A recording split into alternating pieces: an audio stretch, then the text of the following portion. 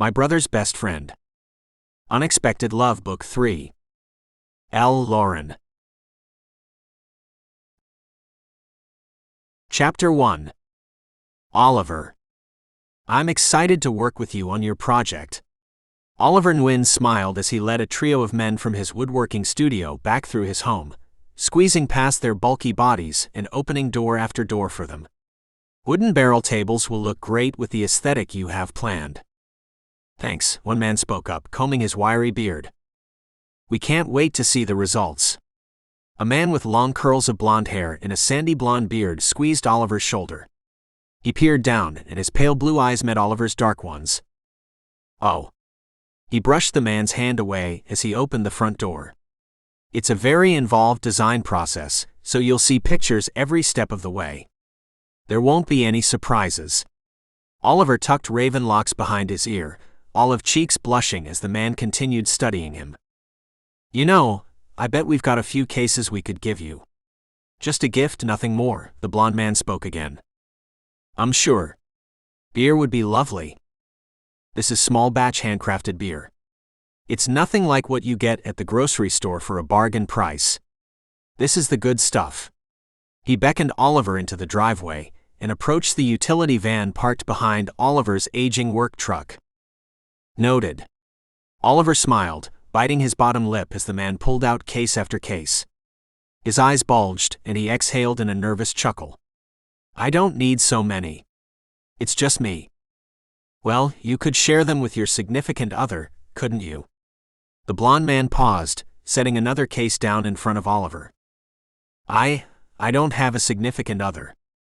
The man's easy expression turned into a smile. Well, I guess I could come over and help you drink them up. He collected 3 cases in his arms and carried them inside. Oliver grabbed the last case. Yeah, I guess you could. You can put them in the kitchen. Oliver set his case on the counter, while the blonde man stacked his 3 on the ground. Thanks. No problem. The man tipped his head and dug a business card out of his pocket, placing it under the fresh case of beer on Oliver's counter. I'm Jerry, and this card has my direct number on it. So, if you're ever looking for some company, you can call me anytime. Oliver glanced at the card. Yeah. Thank you, Jerry. Jerry tipped his head and strolled back through the house to join his business partners.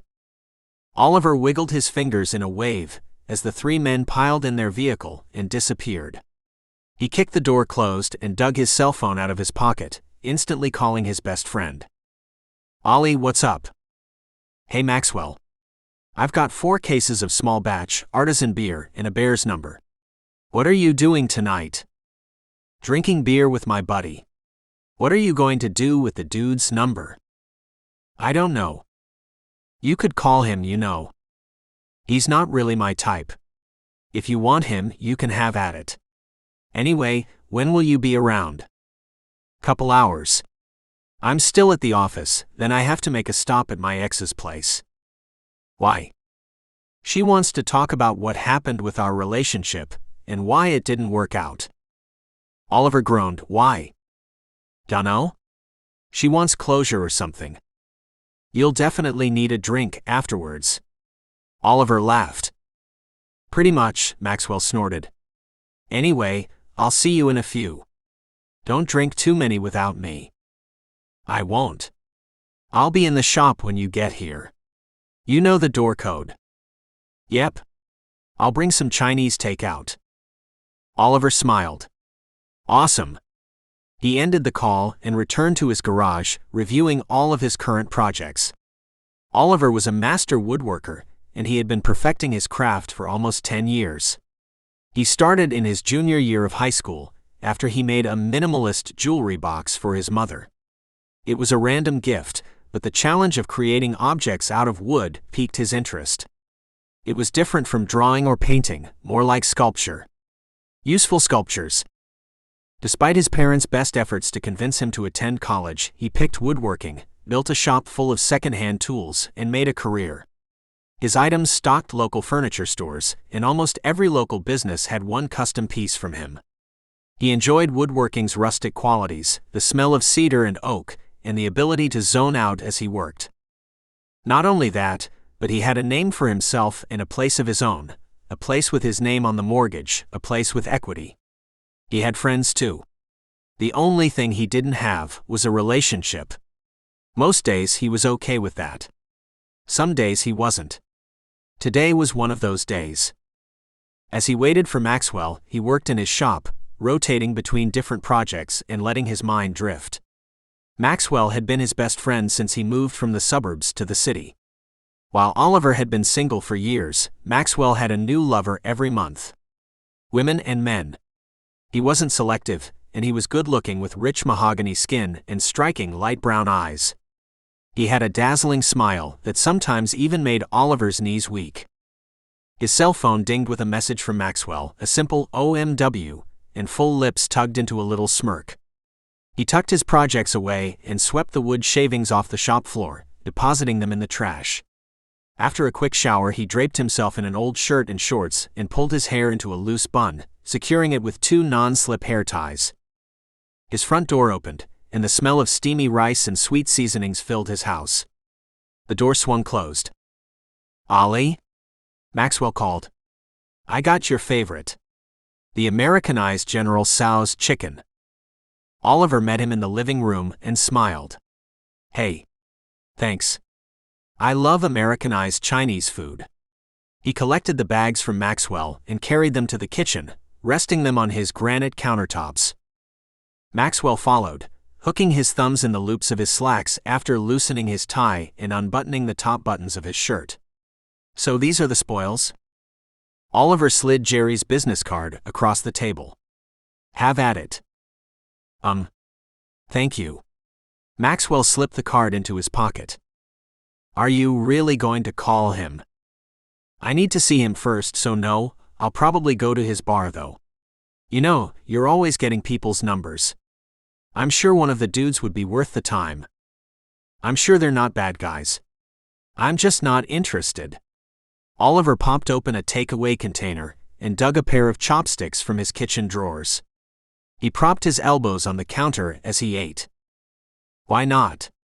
Maxwell opened his container of orange chicken and popped open a bottle of warm beer. He tipped it up to his lips, guzzling down the first taste and sighing. "Hey. This stuff isn't half bad. I'm fine being single is all. When the right guy comes, I'll know it." "Or," Maxwell lifted a finger, wagging it towards Oliver, "or you won't because you're not giving anyone a chance. I don't like their approach, and there's no spark. There's supposed to be a spark, right?" "I don't know. Maybe. You know what, sure, there's a spark. There's some excitement that bubbles up in you when you see a person you want to get with. Sometimes it's horniness. Sometimes it's real. Well, I haven't felt that. Ever." Maxwell lifted his eyebrows. Oliver sucked in his breath, rolling his chopsticks around in his rice before reaching for a beer. "Like once. I felt it once." Maxwell's eyes sparkled. "For who?" "This guy they first knew in high school." "Ooh? A high school lover. Tell me more." "He wasn't a lover. I mean, we kissed and fooled around a little, but that's it." "So y'all didn't fuck?"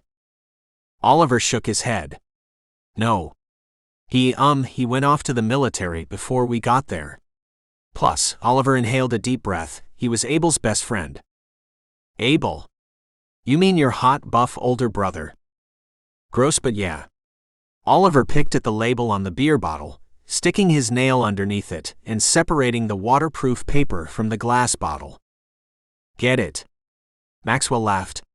"So what? If you still have a thing for him, call him up." "I don't think I can do that. He and Abel are still friends. Abel would be pissed if I slept with his best friend, and it would also make holidays really awkward. Abel can get over his bromance with his friend. If you like the guy and he likes you, you should see where it goes. You'll never get into dating if you don't." Oliver sighed, rolling his eyes. "Yeah, I'll pass on that." "Nope. Listen, you've got everything. You've got a house, a bomb career doing what you love, and an awesome best friend. It's time you found someone to settle down with. I'm not getting on a dating app." You don't have to get on a dating app. I'm also not going on random blind dates. I don't want you fixing me up with anyone you know, either. Maxwell grinned. Great, so it leaves talking to your high school crush as an option. I'm not doing that. Okay, so what will you do? Will you come to the bar with me? Picking up a man at a bar is asking for a host of relationship problems. Yeah, well, we're trying to get you to loosen up first, not to instantly find the love of your life. Loosen up how? I'm loose. Yeah, no, you're not. When's the last time you had sex? 5 years ago. Oliver cleared his throat, scratching the back of his head and looking down at his meal. 6 years.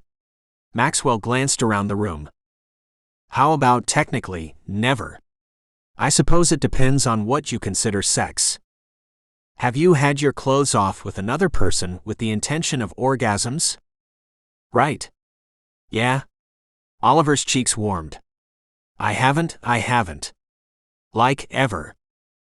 I thought you said you messed around with your brother's friend. I mean, yeah. We messed around a little, like kissing and dry humping. Nothing with our clothes off. We were never alone long enough for more.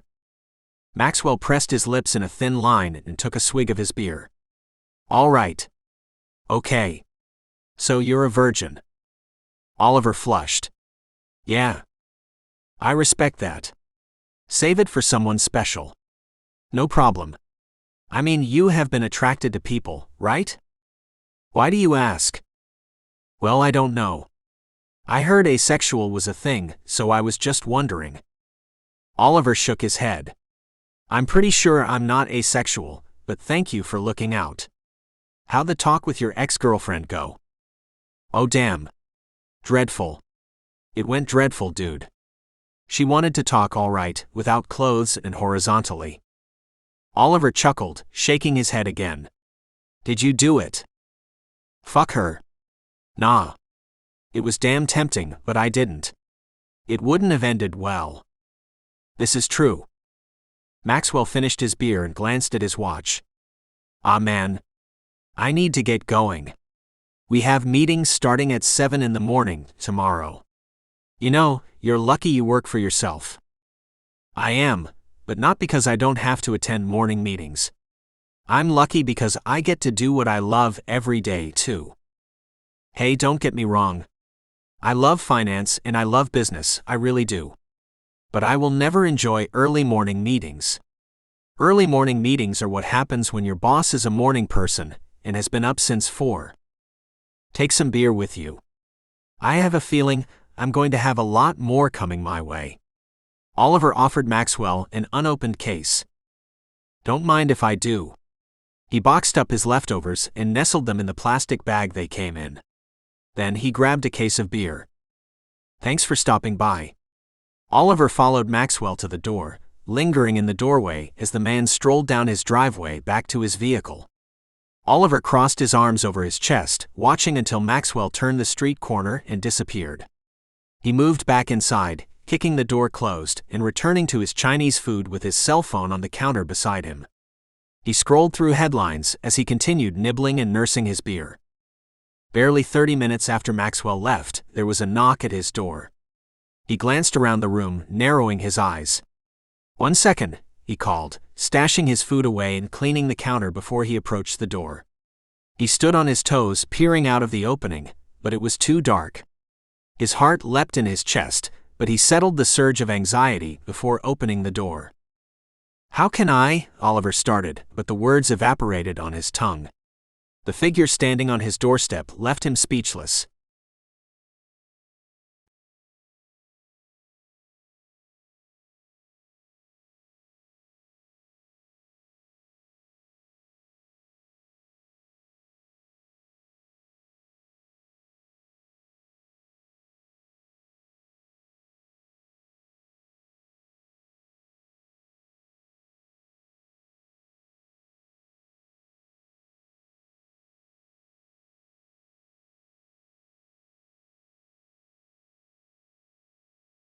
Chapter 2. Oliver. Hey there. It's been a minute, ain't it? Oh, Oliver gasped. Hi, Hudson. He swallowed and sucked both of his lips into his mouth. The other man's lips lifted in a sly grin, and his emerald green eyes sparkled. Hi, Oliver. He caressed the words, and Oliver's heart pounded. He gripped the door frame as he looked the man over. Hudson's square face was clean-shaven.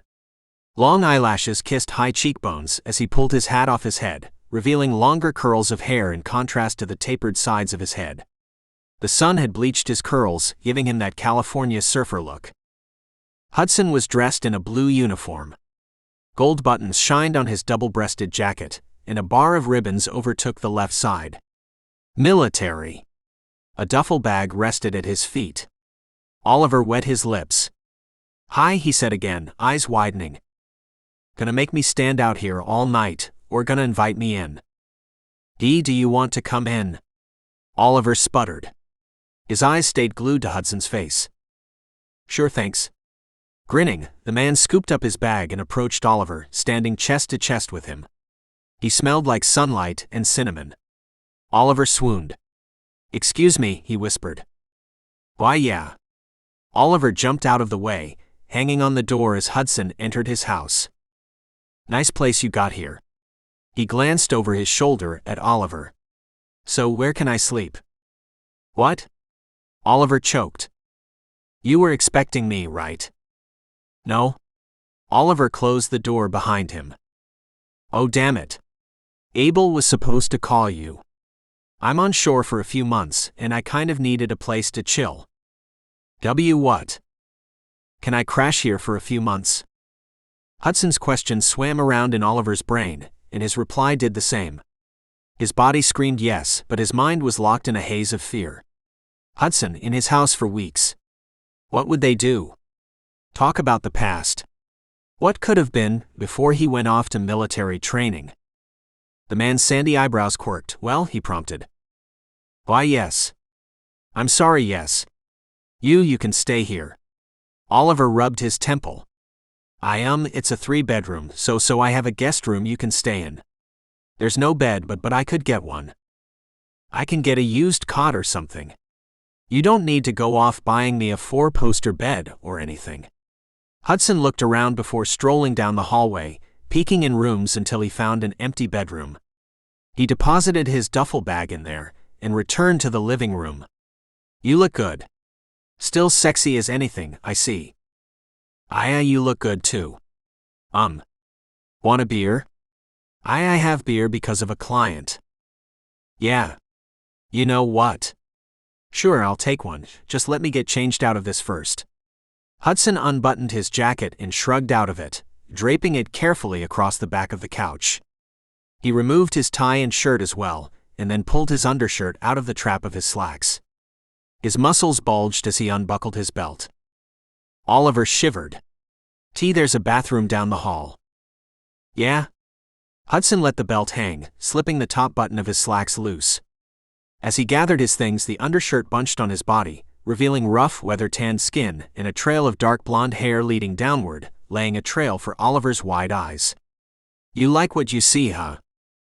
Oliver blinked at the question and looked away, ears burning. The back of his neck tingled. I'm sorry. I shouldn't stare. Nah. You shouldn't, but I'm all right with it. Stare as much as you want. I love your eyes on me. I should. Are you hungry? Oliver squinted. Not for food, I'm not. Good God, Oliver whispered. So, let me get your beer. He turned away and dashed into the kitchen, grabbing one from an unopened case and presenting it to Hudson. Tell me about your client. Abel said you work with your hands. Oliver squeezed his eyes closed. Okay, technically he said you work with wood, which wasn't a much better assessment. Hudson popped the beer open with his keys and took a swig, stretching his bulky body as he did so. His undershirt left little to the imagination as it curled around his swollen pectoral muscles and clung to his abdominals. Why, yeah. I have a shop. I sell custom wood pieces. Like furniture, Oliver stammered. Cool. You were always an amazingly creative person. I love that about you. Hudson smirked, cradling the beer by its slender neck. And your drive for success.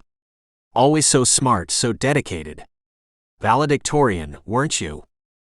Salutatorian, Oliver corrected, flicking his eyes down to the ground. Yeah. I'm sorry I missed your graduation. It's okay. Oliver curled his hair behind his ears. Hudson gulped more beer, curling his teeth and sighing. You live in this big place yourself. His sparkling green eyes peered around the living room.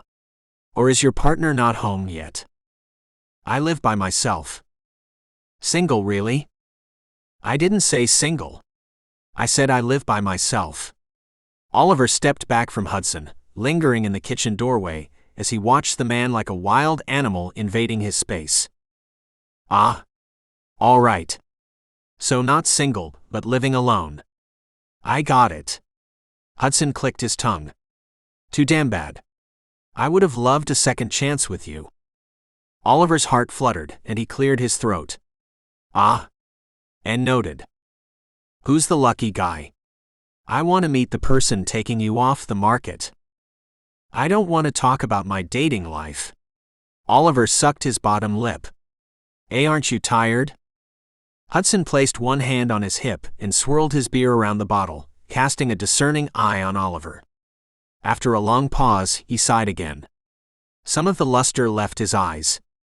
Yeah. I'm tired. Okay. There's a bathroom. And there's the linen closet. For blankets and stuff. Oliver pointed down the hall. I've got a lot to do tomorrow, so I think I'm going to go to my room. Sure thing. I'll see you in the morning, then. Hudson tipped his beer to Oliver, and Oliver forced a smile before he dashed into his bedroom, closing the door behind him. He wrung his fingers and leaned against the door, as possibilities plagued him. Should he go back out there? No. Should he tell the truth about his non-existent dating life? Or maybe the truth about how many times he'd thought about Hudson inside his place, doing exactly what he just did. He strained his ears, listening to Hudson shuffle around the room before the house went quiet. He collapsed in his bed after a long shower and slipped his hands into his briefs, fingers slipping over his entrance and curling around his cock. It hardened quickly with the thought of Hudson in the living room or one of the bedrooms doing the same thing, and Oliver's mind floated back to what they used to have. He remembered how Hudson stole kisses when Abel was busy, and the way he looked at him. Oh, the way he looked at him like no one else existed. Those thoughts were enough to send Oliver over the edge into one of the most intense orgasms he'd had in a while.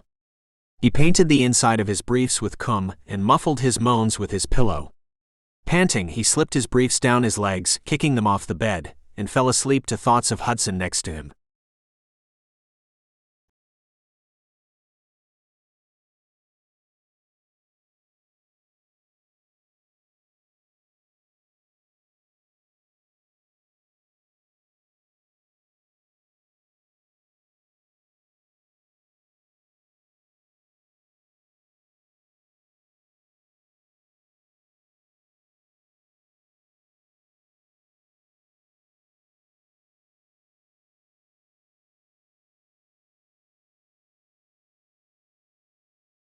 Chapter 3.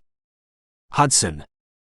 At Oliver's suggestion, Hudson slept on the couch after finding blankets and pillows in the linen closet. He tiptoed through the house, showering and performing his nighttime routine before turning in.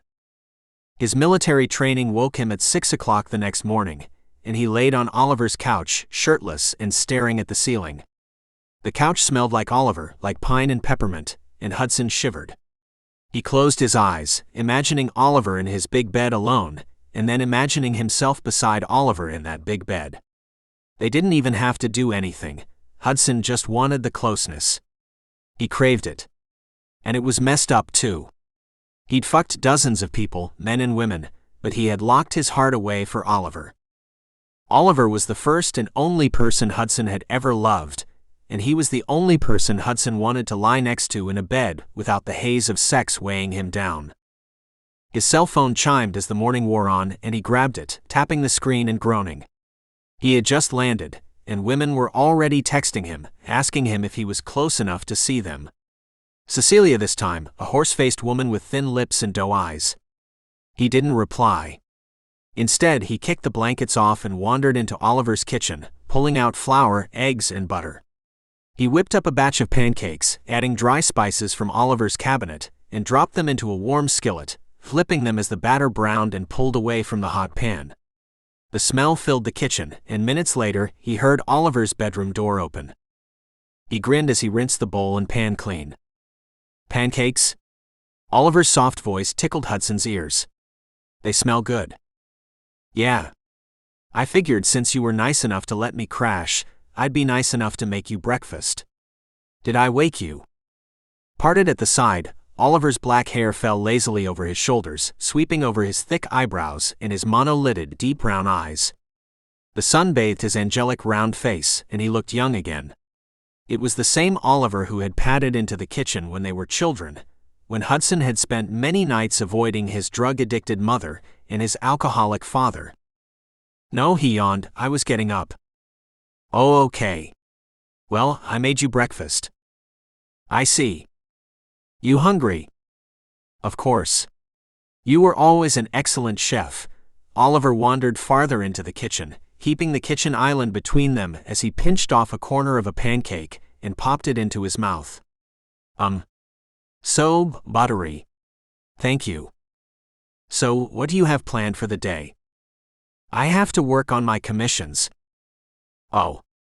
The real question Hudson wanted to ask burned his tongue, but he squinted down at the pancakes instead. What is it? Nothing. I love a working man. Hudson smiled. Oliver's cheeks flushed with color. Oh. He recoiled into himself, hunching down. There's nothing to be ashamed of, you know. You made your business all on your own. It's damn sexy. Why, yeah, right. Oliver swayed against the counter, looking everywhere but at Hudson. Listen, I know you have I have to tell you something. Both men spoke at the same time. Then they paused and cleared their throats. Oliver motioned to Hudson. What? Hudson blinked. You go first. Aha. His whole face colored now, and he was even more beautiful. Oliver combed through his hair and poised himself with his elbows on the counter. I'm not dating anyone. Hudson smiled. Well, that's too bad because you're a good catch, and anyone would be lucky to have you. Thanks. Oliver sucked his bottom lip. So what about you? Hudson poured honey over the pancakes and sprinkled frozen fruit on top. He handed Oliver a fork, grabbing one for himself too. I'm single too, if you're wondering. Oh? You're a good catch too. With the military service A and the medals. Thanks. Hudson twirled his fork, taking one bite of the sweet breakfast bread and then passing the plate to Oliver. Tell me about your commissions. Oliver sliced the pancakes with the fork, stabbing the stack and taking a bite. He chewed and swallowed. Well, I have a couple different things I'm working on. I'm working on a series of table and chair sets for this local bar, and I have a custom long dining room table for a favorite client. She likes for me to carve designs into the surfaces. She gives them as wedding gifts to her children. Sounds fun. Do you get wedding invites? Hey, Oliver's cheeks flamed. I do, but I usually don't go. I never have anyone to go with. I mean, I have my best friend Maxwell, but he'd be gone in a minute with someone from the bridal party. Oliver smirked. He's like you. Charming and sexy, and can have anyone he looks at. You think I'm charming and sexy? Oliver shrugged. I'm just saying. I think I'll take this down to my studio and get to work looking at plans. Oliver confiscated the plate of food and moved from the kitchen. Hudson watched, stomach growling. He grabbed his cell phone again and dialed Abel's number before putting his cell phone to his ear. Abel answered on the second ring. Hello? Dude. He had no idea I was coming. Oh shit, hey. Sorry, man. I guess I forgot to call him. Yeah, he's not exactly happy either. He loves you. He's always looked up to you. And remember the time where we caught him spying on us when you slept over? He was a kid then. He doesn't love me now, not after years of being gone. Dude, are you really trying to hook us up? Yeah. I mean, look, I've known about you forever. You're still my brother just as much as Oliver is, except not in a creepy way. Yeah, I get you. And really, I'm glad you were there for me, but now you have me dropping into this guy's house and I didn't know shit about him. I didn't know if he was single, dating, married with kids, positive, or what. Well, look. Y'all will work it out. He likes you and you like him. You've got a few months before you ship out, so make good use of it, and don't hook up with woman after woman this time. Wow. Now it's the pot calling the kettle black. Sure. Anyway, get it together. Normally, I'd be really disturbed by you going after my brother, except I think you're a damn good guy, and I want you to be happy. Yeah, well. Could I get a little help here? Wrap it up with my brother, because if you give him anything, I'll beat your face in, friend or not. Damn. Okay, got it. Don't hurt him either. I'll beat your face in for that too, Abel groused and ended the call without a farewell phrase. Hudson rolled his eyes. He cleaned up from breakfast, showered, and then strolled around the house before his curiosity overwhelmed him and he moved towards Oliver's studio. He knocked on the door and pushed it open. With his hair up and clear plastic goggles over his eyes, Oliver had immersed himself in his work. His woodworking apron hung on his gazelle form, and tools in the pockets weighed it down even more. The loud buzzing of wood saws prevented any attempt at conversation, but even if the machinery hadn't, Oliver's loud music on top of it would have. Oliver flicked his table saw off and looked up as he slid 2 pieces of wood to separate directions. Hudson shivered when their eyes met, and his cock woke up, pushing against the fabric of his jeans. It was his look, the innocence mixed with patience and understanding. It excited Hudson in a way nothing else had, and they hadn't even done anything. Okay, a little kissing, a little touching, enough to set Hudson's nerve endings on fire, but not enough to call it a consummation. Can I help you? Oliver propped his glasses on the top of his head and lifted dark eyebrows up as he looked at Hudson. Nope. I was wondering if I could help you. I mean, if I'm sticking around for a bit, rent-free and everything, you have to let me help out around here. Hudson approached Oliver, positioning himself behind the slender man and peering over his shoulder. You could pay me rent then. Oliver stretched forward, grabbing the next sheet of wood. Or you could just let me help out here. Hudson assisted, sliding it on the table for him. Thanks, Oliver murmured. I guess you could. I could help out with some other things too. You know, take your trash out, get some groceries, cook, clean, wash, Hudson trailed. You sound very domestic right now. Who moved in with me? An orphan bad boy or my mother? Oliver measured the sheet of wood, adding little gray hash marks up the center of it. Hudson chuckled. The comment stung, but Oliver wasn't wrong either. As good and sweet as Oliver had been in school, Hudson had been the exact opposite. He had terrible grades and an even worse reputation. Well, not a terrible reputation. Everyone knew where to get a good time. Bad boys can be domestic for the right person. He touched the small of Oliver's back, and the man froze under him. Hudson. Don't. He cut him off. He couldn't stomach the rejection or the fear shaking Oliver's voice. I'm going to go do some errands, get myself a cot, get you some more groceries, and I want to see you upstairs and at the table at 5 o'clock sharp.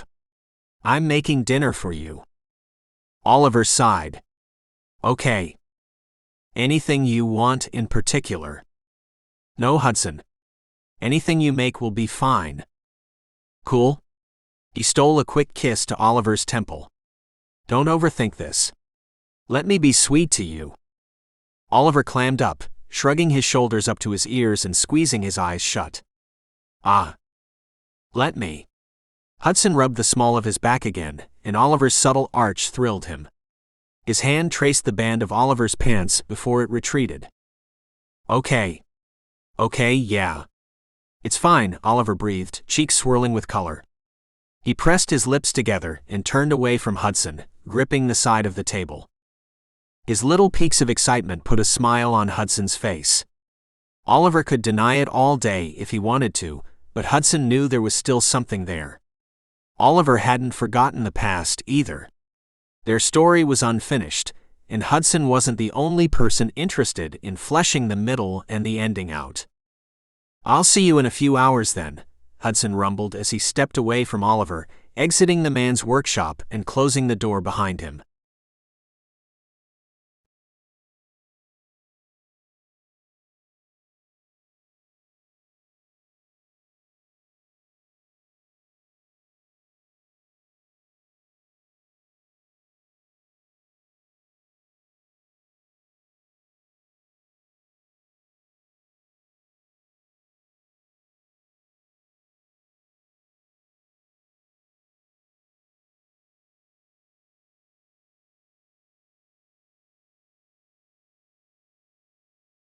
Chapter 4. Oliver. Oliver threw himself into his work when Hudson left. His cock strained his jeans as he watched the other man stroll out of his workshop. He fought against calling him back. The urge was on his tongue. It clouded his mind even. There was nothing subtle about Hudson. He was virile and sexy, and he knew it. Hell, everyone down the block knew it. The women lighting up his cell phone with text messages knew it too. He finished slicing 4 boards into rounds for tabletops before he took a break and sank down in a chair behind his wooden desk. He tapped on his computer, sending the beer clients updated photos on the progress of their order. He reviewed his incoming emails, scribbling details into a notebook. His computer work was tedious, but it concluded the rest of his day. At 4:30, he shut the computer down and peeled off his dust-covered apron, hanging it on a wooden coat rack. After he cleaned up his workspace and prepared his work for the next day, before he turned off the light and closed and locked the door to his shop behind him. The smell of meat and potatoes filled the house, and Oliver's stomach rumbled. He had skipped lunch, and he was ravenous. He turned the corner into the kitchen and paused, watching Hudson move. He had found Oliver's chef's apron and draped it over his bulky torso, tying it behind his back. His tan skin glistened with a light sheen of sweat. He looked up from browning meat and grinned. "Hey there." "Hi," Oliver hung back, leaning against the doorframe. "I figured after a hard day of working, you'd want something hearty for dinner." "Did you?" Hudson tipped his head. "Honestly, not really, but I figured you'd like it all the same. How was your work?" "Fine." Oliver crossed his arms over his chest. "Did you go shopping?"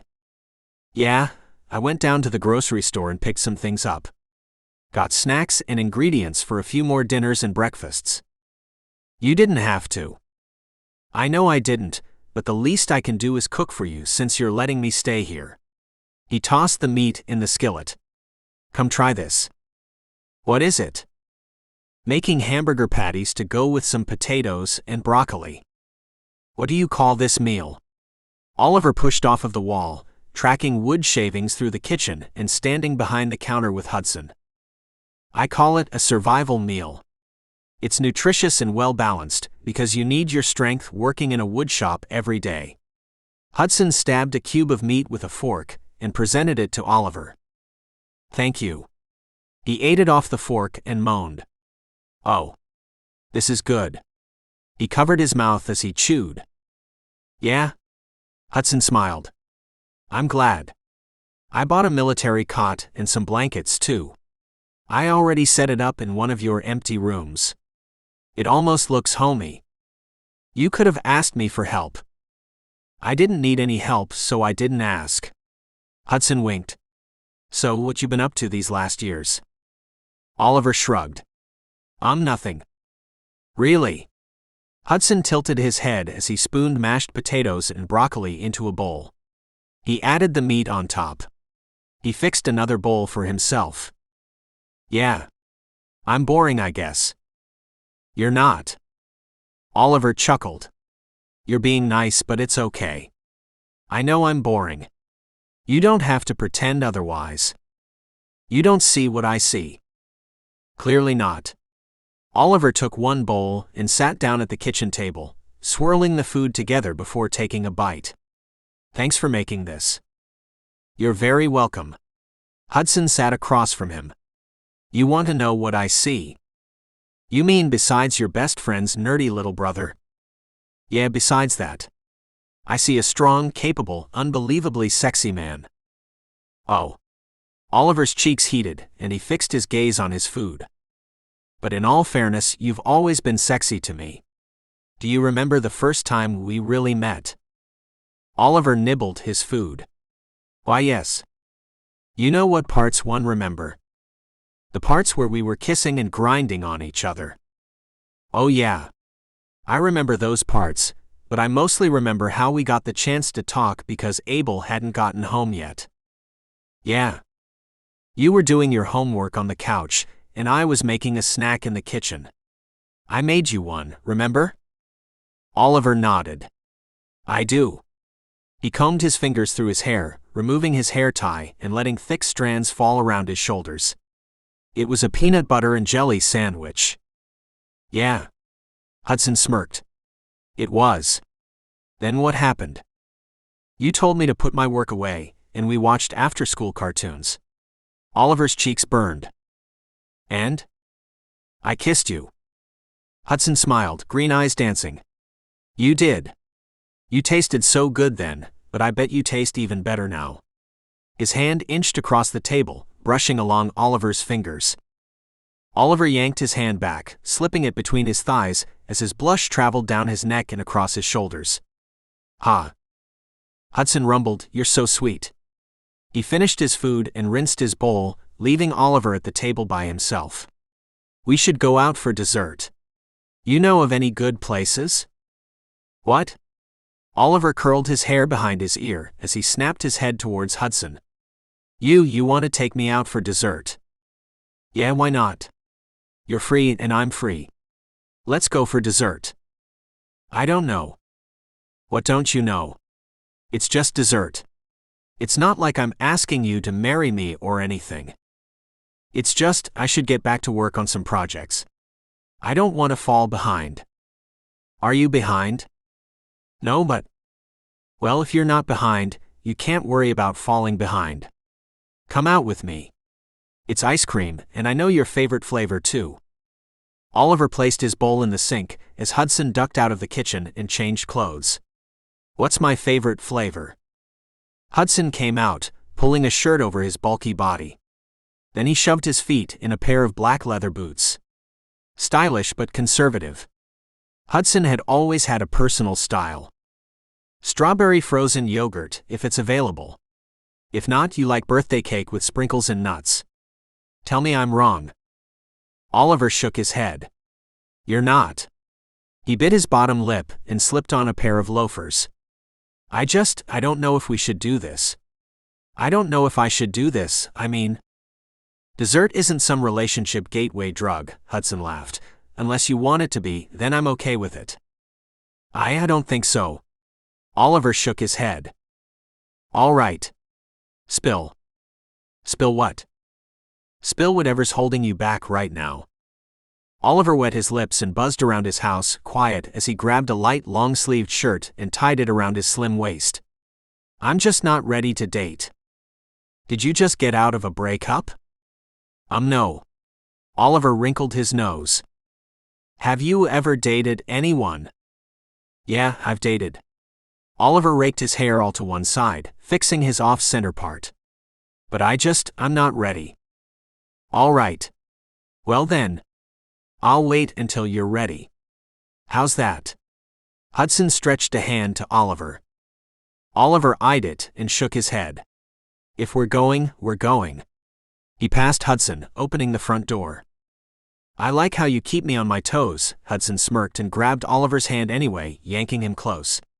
The front door hung open as Oliver's heart pounded in his chest. Hudson's grip was tight but not bruising. His body against Oliver's was firm and thrilling. Hudson, Oliver whispered, flicking his eyes into the other man's face before turning away. His cock strained against his jeans, pressing into Hudson's thigh. He rolled his hips as heat swirled through him. "Oh, hi," Hudson growled, kissing Oliver's neck. "Suddenly, I'm no longer in the mood for dessert. Not food dessert, anyway." Oliver sucked in his breath and exhaled a little moan. "I'm nervous." "Don't be." Hudson dotted kisses up Oliver's neck and along his jawline until he reached his lips. "How about we pick up right where we left off?" Oliver's eyes hooded, and his heart pounded against his rib cage. His eyebrows wrinkled. He bit his bottom lip. "Tee the door." Hudson shifted Oliver over, pressing him into the wall and yanking the door closed. "Better." He rested a hand on Oliver's hips, squeezing them and guiding them in a lazy grind. "Why, yes," Oliver gasped. Hudson's cock throbbed against Oliver's, thick against his skinny thighs. "I missed you." He kissed the corner of Oliver's lips, stroking Oliver's cheek with rough fingers. Oliver wiggled away. I can't do this."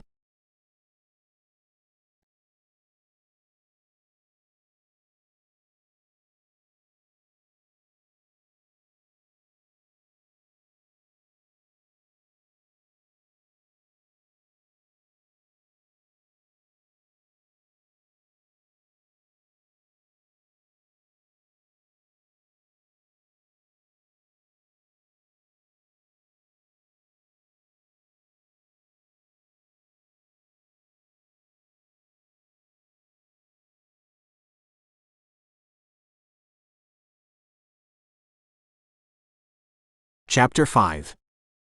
Hudson. "I'm sorry, I can't do this." Oliver rubbed his hands down his thighs, squeezing them as he swallowed around a knot in his throat. His eyes trailed up Hudson's form, lingering at the outline of his cock and his jeans, and then traveling up to his square face and sharp jawline. Hudson wet his lips, a little smile lingering on his face. "All right. Then how about we play a game?" Hudson kicked off the wall and browsed through Oliver's place. "What game?" Oliver lifted his dark eyebrows, darting after Hudson. "I don't have any games." "No board games?" "No." "I'll have to buy you some." Hudson ducked into the bedroom he'd confiscated as his own and grabbed his duffel bag, plopping it on an army green cot and ripping it open. Oliver paused in the doorway, leaning against the doorframe and crossing his legs at the ankles. "What are you looking for?" "A pack of playing cards." Hudson recovered the cards and zipped his bag again, placing it back on the floor and approaching Oliver. He tapped Oliver's forehead with the cards. "I'll let you pick our game." "Oh? I've never really played cards before." "You're cute." Hudson led Oliver back to the living room and tossed 2 couch pillows on the floor, one on either side of the coffee table. "Do you want to play against me or with me?" Oliver mused, wandering over to the coffee table after Hudson and sinking down on one of the pillows. "I think I would rather play with you than against you." "All right." Hudson stood, picking up his pillow and walking around the table. He plopped it down again next to Oliver, sending a wave of his natural scent across Oliver's nose. "How about solitaire? Or free cell?" "I have played solitaire on my computer before. It's difficult." "It's an acquired taste." Hudson shuffled the cards. "Let's do free cell then." He laid all the cards out in stacks with their faces showing. "Okay. So the way it works is you have to build them all in suits like solitaire, starting with the aces and going up from there. To free cards you can move them around, mixing the colors like you gotta to stack them. You also get 4 free holding cells for cards. So if you need to get something out of the way, you can put it in one of your 4 free cells. Get it?" With a sparkle in his eyes, Hudson jabbed Oliver's side. Oliver blinked and shook his head. "You're still not funny." His excitement waned as he studied the foreign card game, and Hudson continued explaining the rules.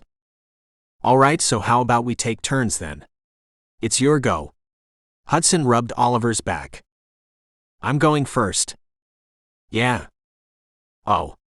Oliver chewed his bottom lip as he peered at the cards, moving a red 6 and placing it over a black 7. "So, ask me something."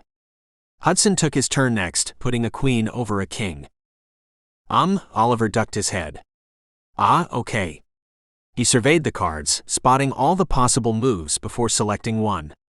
Why did you join the Navy? Hudson shrugged. I liked the idea of being at sea.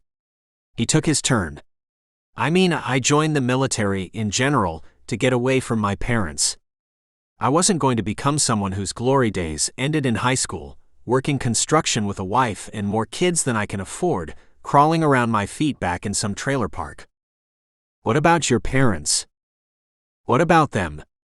Your parents did more for me than mine did. Or I guess you didn't really know why I spent the night all the time. Damn near had my own room. Oh. I guess I never thought about it. Nah. Your parents were good people. They probably didn't want to make it awkward for everyone involved. Anyway, I joined because I wanted to be someone people could look up to instead of down at. You're tall. Everyone looks up to you. Oliver poked his tongue out, winking. Hudson squeezed the base of his neck. Ha. You're sweet. He bit his bottom lip. I joined because I wanted to be someone you could be proud of. Me? Yeah. You were top in class, tons of friends. All the girls liked you too. I'm not interested in women. Oliver moved the first ace to the left side of the board. Yeah, but they were real interested in you. Hudson kissed Oliver's cheek. Oliver shivered, touching his hand to his cheek and facing Hudson. His skin burned where he was kissed, and his lips tingled with the anticipation of more. Oh. Because of the first ace. Hudson smiled and dimples pierced his cheeks. As far as the other, well, you're good looking. You look like all the popular cartoon characters. Oh. Oliver snorted. You mean the Japanese cartoons? The anime. Yeah, that stuff. When your hair was long, you had all the girls swooning. And you. Oliver pressed his chin to his shoulder, meeting Hudson's eyes. Yeah. I was swooning too. He touched Oliver's chin, leaning into the other man. Still am, his voice roughened on the edges as he closed the distance between their bodies. The game had been forgotten, and Hudson paused a few centimeters from Oliver's lips. His warm breath tickled Oliver's skin. Good, Oliver breathed. He closed the last bit of space between them, kissing Hudson's lips. His heart swelled in his chest, and he knew it was cheesy, but he saw fireworks behind his eyelids. He lost himself in Hudson's bright green eyes and infectious smile. Damn it. It felt right. Yeah, Hudson rumbled again, pushing the coffee table back and leaning into another kiss. He backed Oliver into the couch, caging him in place with his body. He showered Oliver with kisses, skimming his lips over all of his exposed skin and nibbling the base of his neck with a little growl. Oliver's Adam's apple danced over moans, and he combed his fingers through Hudson's blonde hair, dropping his head back on the cushions of his couch. His body was on fire, and his skin blazed under Hudson, cock straining the crotch of his pants.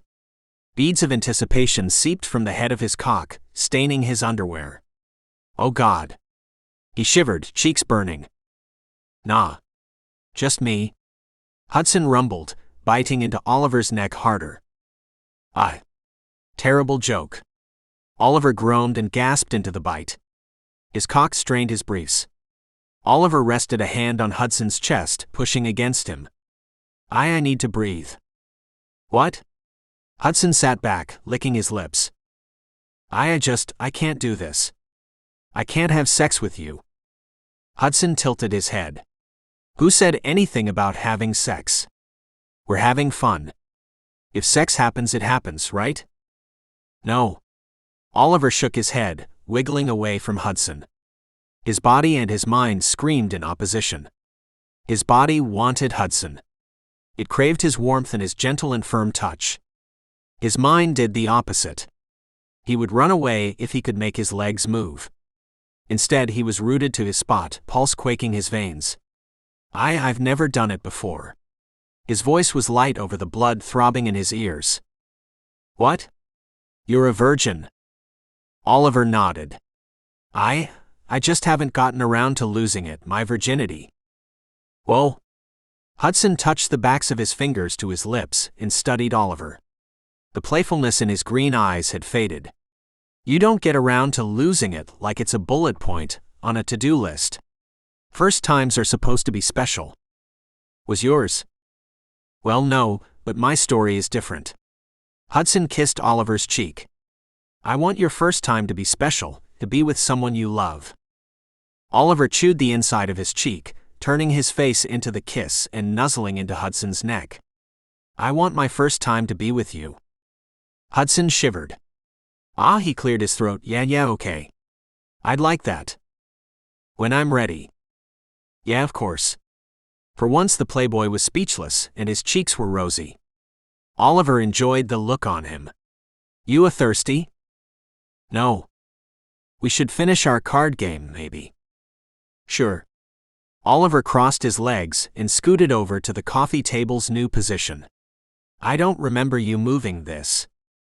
Hudson chuckled. Why yeah, sorry. He smoothed his hands over his hair, squinting at the slightly tousled cards. Don't remember whose turn it was either. You can go. Oliver brushed his lips over Hudson's shoulder as he inched closer to him. Sure. What were we talking about? Hudson adjusted the cards, straightening out the rows. How long are you staying in town again? Oliver studied the cards. Couple months, but I'll be around off and on. I'll have to dip out for trainings and stuff. Oh, okay. Is the Navy hard? Hudson smiled, taking a turn. I mean, it's definitely not easy. About 80% of the guys drop out, and the training is over a year. Not to mention the requirements are strict too. Was kinda lucky I kept myself out of trouble, but I have your family to thank for it. He rubbed Oliver's back. Do you ever see Abel? In passing. We were in training together, which was nice, because I doubt I would have finished if I didn't have him pushing me harder, but then we got stationed different places. Oliver nodded. It's sexy. He trailed his fingers over Hudson's muscles. The uniform? Yeah, everyone loves it. Oliver shook his head. Not the uniform. The discipline. The discipline is sexy. He smiled. But I definitely don't mind the uniform, either. What are you going to do while you're home? I mean while you're here. It's fine. This might as well be home. Hudson cupped Oliver's face. Honestly, not too sure. Considered getting a part-time job, but I don't need the money for anything. I'll probably just hang around, maybe volunteer at the fire department around my training schedule. MNF, Oliver closed his eyes. I think I'm thirsty now. Yeah, I could go for another beer too. Plus this game's a hard one. It probably won't get finished tonight. Oliver peered at it before standing and entering the kitchen. He grabbed 2 more beers, handing one to Hudson, and he sat on the counter nursing his beer as the conversation continued. They filled in the 10-year gap of their relationship.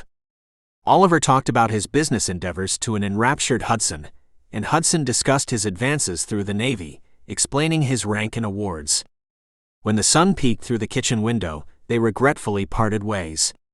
Hudson walked Oliver to his room, kissed him goodnight, and closed the door. Alone, Oliver collapsed into his bed, falling asleep as he replayed the night in his brain.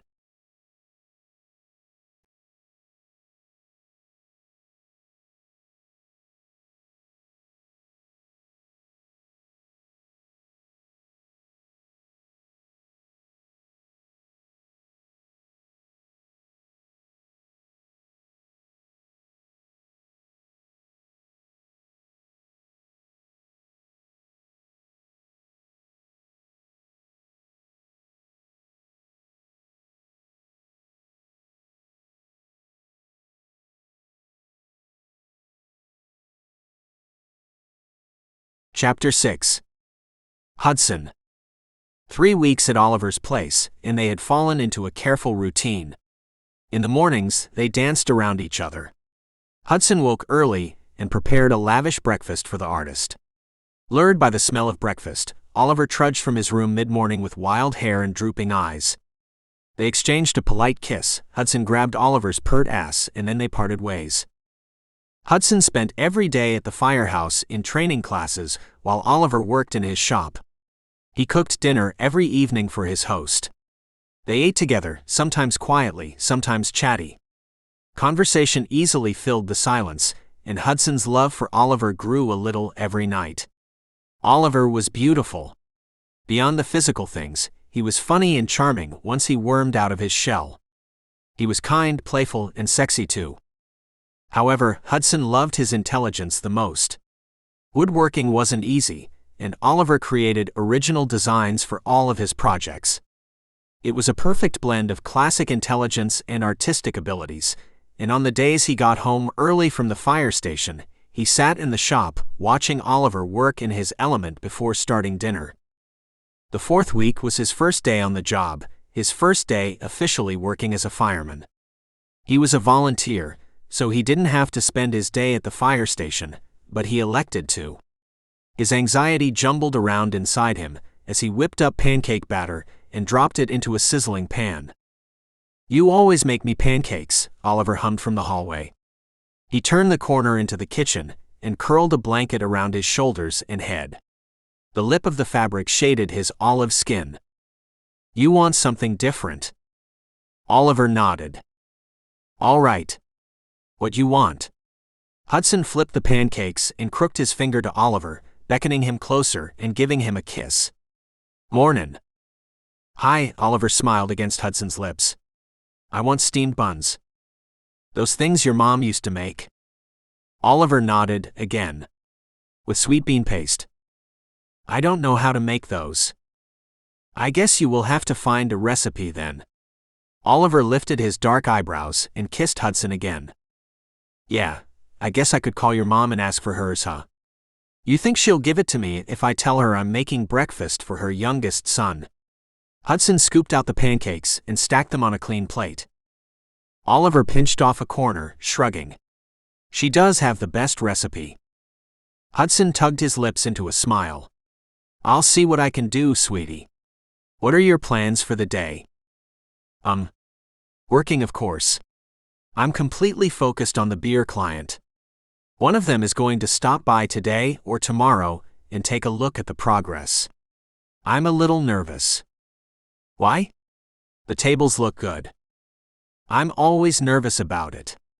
I mean, you can never really predict how a client will feel, and it's so nerve-wracking. Anyway, it'll be fine. I'm making a mountain out of nothing." What about you?" "First day as a volunteer. I'm a little nervous too." "Oh, you'll be fantastic. You have all of your military training." "I'm not worried about the job description. I'm worried about saving people." "You'll be good at that too." "Thanks for the vote of confidence. Honestly, I'll probably do boring stuff like housekeeping and tours." "I like the sound of boring stuff. I don't want you in danger." Oliver smoothed his hands down Hudson's chest. "I'm in the military." "I know, but I don't like the idea of you in danger when you're supposed to be taking a break, either." "It's fine. I want to help the community, and I can't sit around all day anyway. Here, eat your breakfast. I have to get going." Hudson swept his lips over Oliver's and headed for the front door, grabbing his keys, wallet, and cell phone on the way. He was right about his first day on the job. He spent the morning cleaning up after breakfast. He washed dishes, cleaned the kitchen and eating hall, and threw load after load of linens in the washing machines. At noon he took a break for lunch, and as he sat down with a plate of food, the alarms blared through the building. Senior firefighters rushed past him, abandoning their meals and strapping themselves into gear. He wasn't going out on this one, and he was okay with it. He finished up his lunch and cleaned the dining hall as best he could, before joining his fellow volunteer firefighters at the entrance of the building. They greeted a collection of mothers holding the hands of young children. The children pointed excitedly at the firefighters, and the mothers looked the men up and down. Hudson sucked in his breath and offered a dazzling smile to the civilians. Since it was his first tour, he hung behind the other men, letting them lead the group into the firehouse. The men engaged the children, walking them through the hallways and peeking into all of the rooms. The children asked question after question about being a fireman, and the mothers giggled nervously as the questions went from generic to personal. As they grew more comfortable in the fire station, the woman hung back, letting the kids follow directly behind the lead fireman. Hudson and Brendan, another new volunteer, hovered in the middle. Brendan answered questions for the mothers, offering them a charming lopsided grin as he spoke. The woman swooned and Hudson shook his head, chuckling. He clasped his hands behind his back, eyes sparkling as he watched his coworker enjoy the attention of the housewives. "What about you?" A slender woman touched Hudson's shoulder, squeezing his bicep. Her wavy auburn hair bounced around her neck, framing an oval face. Hudson cleared his throat. His smile didn't falter. "What about me? What do you like to do when you're not working?" Hudson smiled a little more. "Well, I'm in the Navy, so." Her eyes glittered, and she moved closer to him, pressing her chest into his arm. "Are you? No wonder you're so strong. What's it like, being in the Navy?" "I enjoy it." He flicked his eyes past the woman. Brendan gave him a thumbs up. "It's a very rewarding job." He pursed his lips together. "Ah. I love a man who's willing to sacrifice for our country." Her fingers walked across his shoulders. "Thanks. How does the Navy work? Are you always at sea?" "Sort of, but not quite. Right now I'm on shore for a couple months while the ship undergoes repairs. I'll have a few trainings. So I figured instead of sitting around doing nothing, I would volunteer for the firehouse." He released his hands and shrugged. She glimpsed his naked fingers and then turned big brown eyes back up at him. "I should thank you personally for your services." "Oh, I know. I should cook for you. I can give you my address and you can come over for dinner sometime. Tyler's father takes him every weekend." "Ah." She dug a pen from her purse and grabbed Hudson's hand, scrawling her name and cell phone number on his palm. He winced as the point of the pen dug into his flesh. "This is my information." She stashed the pen away and raked her nails over Hudson's skin. "Call me sometime." He quirked his lips. Her flirty movements charmed his body, but his mind was disinterested. She sauntered off, leaving sweet perfume in her place, and caught up with the rest of the women. Brendan slapped Hudson on the back. "Damn, you're good. A number in seconds flat. You're going to get so much ass." "Sure, but I'm not here for ass." "Of course not. The job is great, but I'm just saying," Brendan bit his lower lip, glancing back at the collection of leggy house moms, "it's a perk of the job." "Literally." "Yeah, I kind of have someone." "Wait, you've got a girlfriend?" "Of course you do. A girlfriend and still getting ass. I bet you'll end up with 2 or 3 more phone numbers before these women leave today." "Not a girlfriend, and I hope not." "You're one of those millennials who like saying partner instead?" "I do, but also I'm dating a guy, so boyfriend." "For real? You look so straight." "I have no idea what that means." Hudson pulled his lips downward. "Anyway, I like both, not that it's important, but I'm with him right now, and I'm good with it. I'll direct all my potentials to you." His easy grin returned, and he squeezed Brendan's shoulder. "Ah man. I don't know if I can take your potential hookups away from you." Brendan paused, flicked his eyes to the ceiling. Nah, I definitely can. I'll even put in a good word for you." Hudson laughed. "A true friend." Grinning, Brendan finished up the tour alongside Hudson.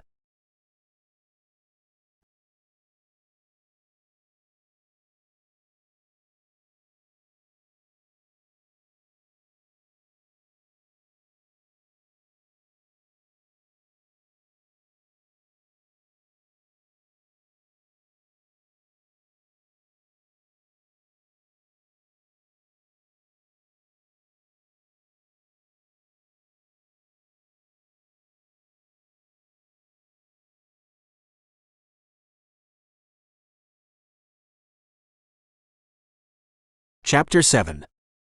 Hudson. By the time the fire station was clear, Hudson had 2 other phone numbers on folded slips of paper, and his stomach growled. The firefighters who had gone out earlier had finally returned, and they settled in for dinner as the volunteer fighters checked out for the night. Brendan and a few other men lingered in the parking lot, smoking and discussing the events of the day, as Hudson dug his keys out of his pocket and climbed into a modest sedan. It was Oliver's casual car, the one he used when he wasn't driving his pickup truck for work. It was the same one he had been gifted in high school, and Hudson remembered many late nights grinding into Oliver across the back seat.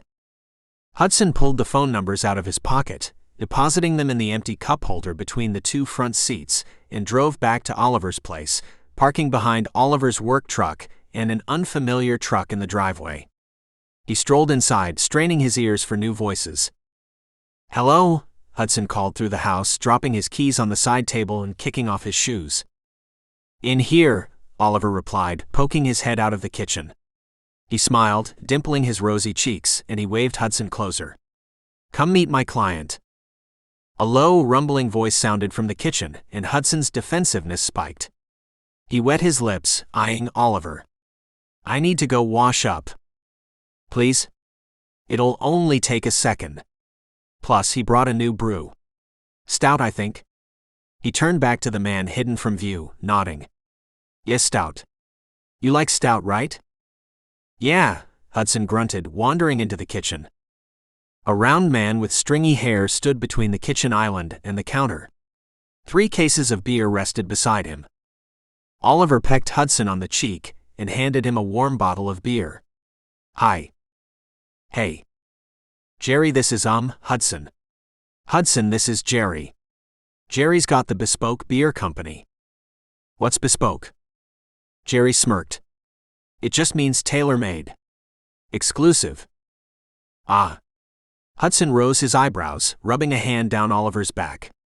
He instinctively pulled the smaller man closer. "Oliver's furniture will look great with that kind of theme. How are you liking it so far?" "It looks great. He's very talented." Jerry's eyes sparkled. "Yeah, he is." Hudson massaged Oliver's neck. Oliver blinked, glancing between Jerry and Hudson. He sobered and swallowed, hiding a little smile behind the amber bottle of beer. "Thanks," Oliver whispered, leaning into Hudson. "So, how do you 2 know each other?" Jerry narrowed his eyes, swinging his beer bottle at them both. "We're high school friends. I'm staying with him for a few months before I go back to sea." "See?" Jerry sipped his beer. "Yeah. I'm in the Navy." Hudson's chest puffed out. "Oh yeah. I almost went into the Navy, but lucked into some entrepreneurial projects instead. Built up my first business fresh out of high school. Then, I sold it for $500,000 5 years later." "Really?" Oliver's eyebrows lifted, and he turned his attention back to Jerry. "Yeah, really. You never know what's in your power until you start a business from the ground up. My parents only gave me $10,000 to start with." Hudson clenched his jaws, downing his beer in a single shot and curling his teeth back. He hissed through them and placed the empty bottle on the counter. "Cool story, bro," Hudson grunted. "If you'll excuse me, I need to clean up a bit. I didn't mean to interrupt your business meeting." "You're not interrupting." Oliver bit his bottom lip. "Nah. You 2 finish up here." He brushed his lips over Oliver's in a gentle kiss. "Join me when you're done." "Oh." Oliver's cheeks darkened. "Why yeah, okay." Hudson tipped his head to Jerry. "Nice meeting you, man." "Yeah, no problem." "Wait. How'd you like the beer?" "It was good." Hudson's lips tugged into a half smile as he stepped out of the kitchen. "Thank you." With a nod, he moved down the hall, shutting himself in the bathroom as Jerry and Oliver resumed their conversation. Hudson showered and prepared for sleep, collapsing in his cot and closing his eyes. He drifted into a light sleep until someone knocked on his door, and he cracked his eyes open, grunting. Oliver opened the door and inched inside Hudson's room. "He's gone." "Okay," Hudson rumbled, lifting his lips into a light smile. "He wants to fuck you." "No. He's not my type." Yeah, but you're his. Oliver strode across the room, sitting down on the edge of Hudson's cot and gripping the sides. Hudson stroked his arm, rubbing the backs of his fingers along Oliver's warm skin. I try not to think about it. I want to be nice because he's a client, but he's not my type. Not at all. No? Oliver shook his head. I have a thing for men who have really overcome adversity, not just their perceived struggle. Oliver shifted more onto the cot, and Hudson turned onto his side, backing himself into the wall and creating a little sliver of space. Huh. Any other preferences? I like when they can cook. I love green eyes and lopsided smirks. Boyish smiles do it for me. I'll remember that. Hudson sat up, swinging his legs off the side of the cot, and kissed Oliver's cheek. He advanced to a full kiss, meeting Oliver's soft lips with his own. I didn't know you liked drinking. Oliver sighed, walking a hand across Hudson's thigh. His other hand cupped Hudson's cheek, stroking his thumb over the bone. I want you to touch me. Hudson groaned, knitting his eyebrows together. Yeah. I'd like that, but how many beers did you have? Just a few. Like maybe 2. Or 3. Hudson watched him for a second, clenching his jaws. Well? I want you. So bad, but we can't when you're drunk. I want you to be present for everything we do together. I am present, Oliver whispered, kissing Hudson again. Okay, then not tonight. It's late, and we both have to work in the morning. Oliver slid his hands down Hudson's chest. Sleep with me. Hudson's cock jumped in his lounge short, and his eyelids fluttered. Yeah. My bed's a little small for it. Let's sleep in mine. Oliver. Hudson shuddered. Oliver traced his fingers over Hudson's abdominals, outlining each muscle as Hudson flexed. Please? I want your arms around me as I sleep. Hudson exhaled. All right. Go get in bed. I'll be there in a minute. Hudson nosed Oliver's hair out of the way and planted a kiss on his neck. Oliver trembled under him, cheeks igniting with a blush. Oh.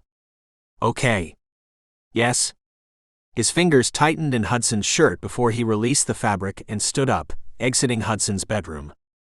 When Oliver left, Hudson palmed his cock and sucked his teeth. Turning Oliver down took everything in him, but he didn't want Oliver's first time to be a drunken tryst he wouldn't remember. His own first time had been with young stripper his father had played with hours earlier. She was less than 5 years older than him and had dipped into his room. Dressed in short shorts and a cut-off shirt covering melon-sized breasts, she climbed on top of Hudson, promising him a good time. He got one. 2, actually, before she collected the money on the bathroom counter and left. Hudson wasn't letting Oliver throw away his virginity like that.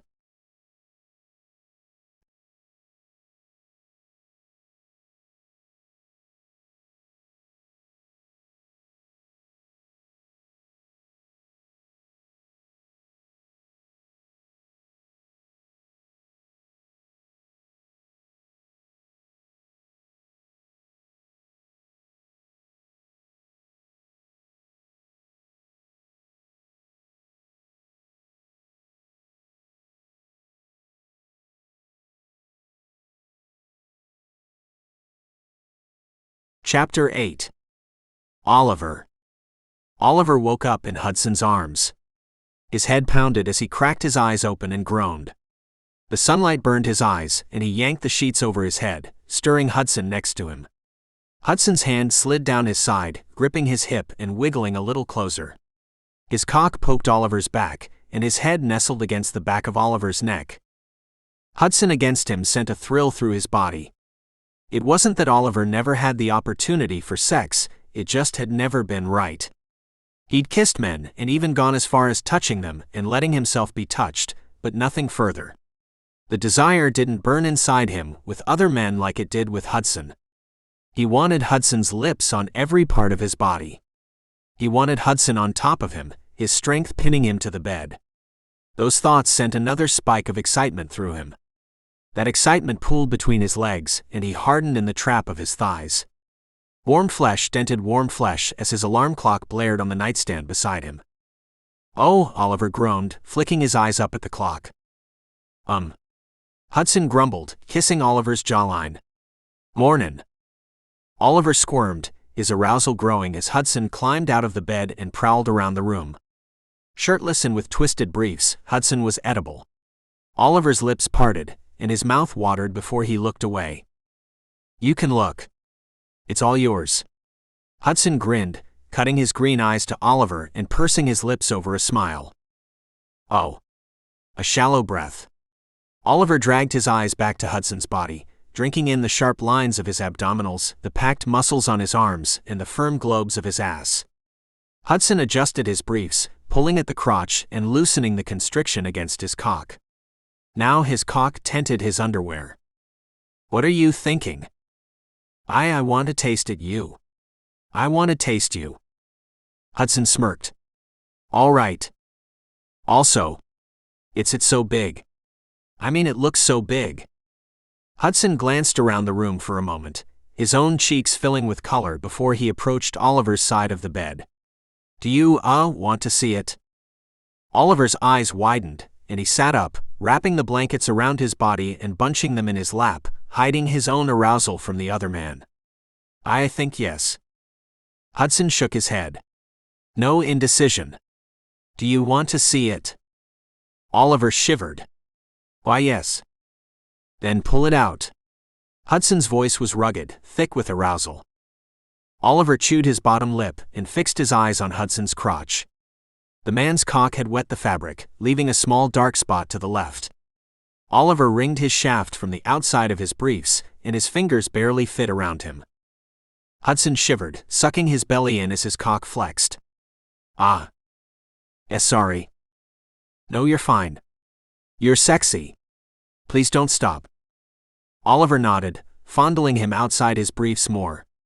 He stroked him with the fabric barrier between them, coaxing out more pre-cum, making a bigger stain on Hudson's underwear. "How does it feel?" "Good. It feels good."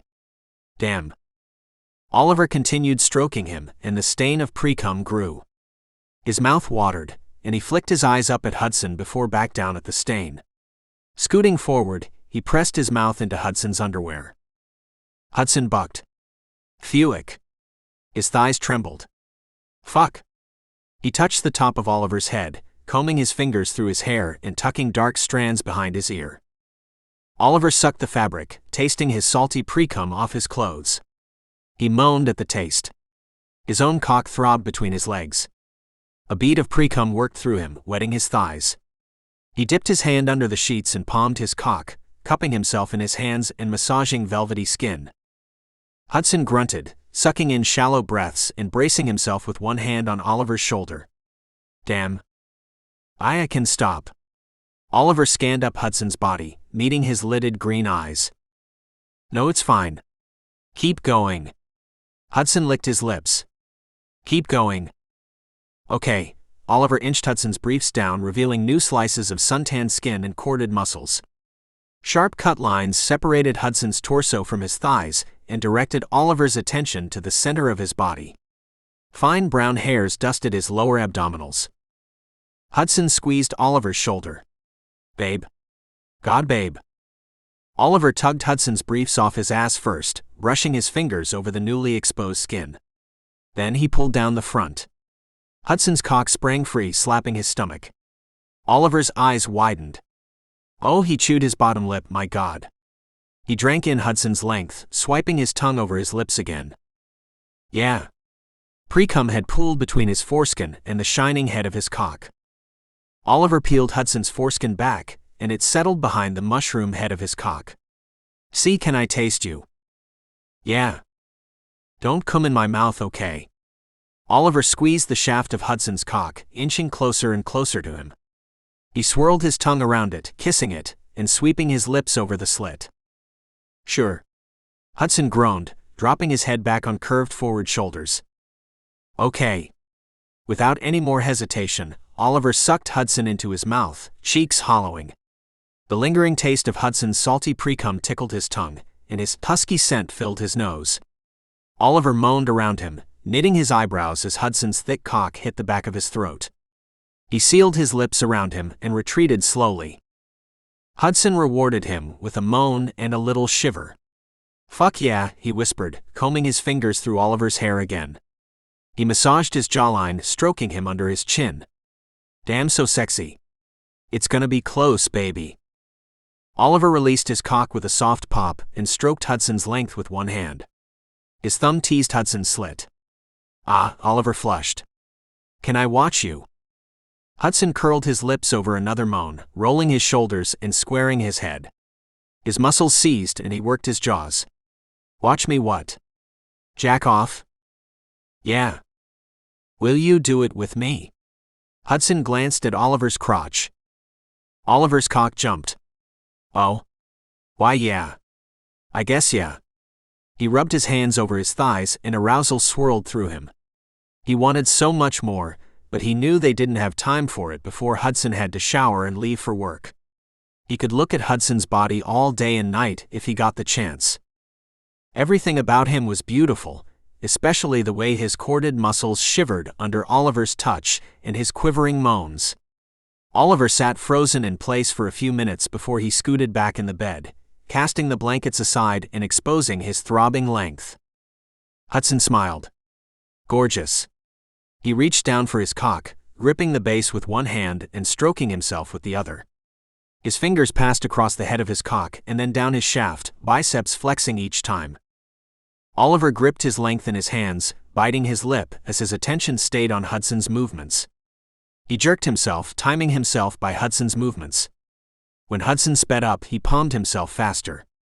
When Hudson slowed down, he teased himself, thumbing his slit and rubbing his pre-cum back into the head of his cock.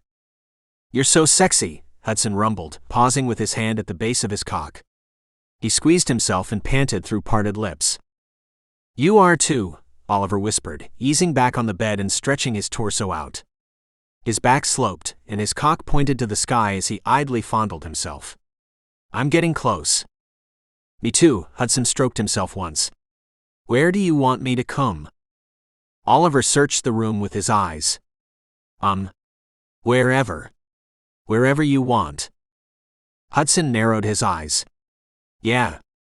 Can I touch your cock?" Oliver paused, cheeks and shoulders burning with warmth. Yeah. "Oh yeah." Hudson stretched over him, bracing himself with one knee and one hand on the bed as he caressed Oliver's cock. His thick, rough fingers wrapped around him. It felt glorious.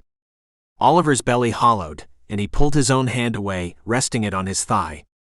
I'm going to stroke our cocks together, okay?" Oliver's breath hitched. "Oh yeah."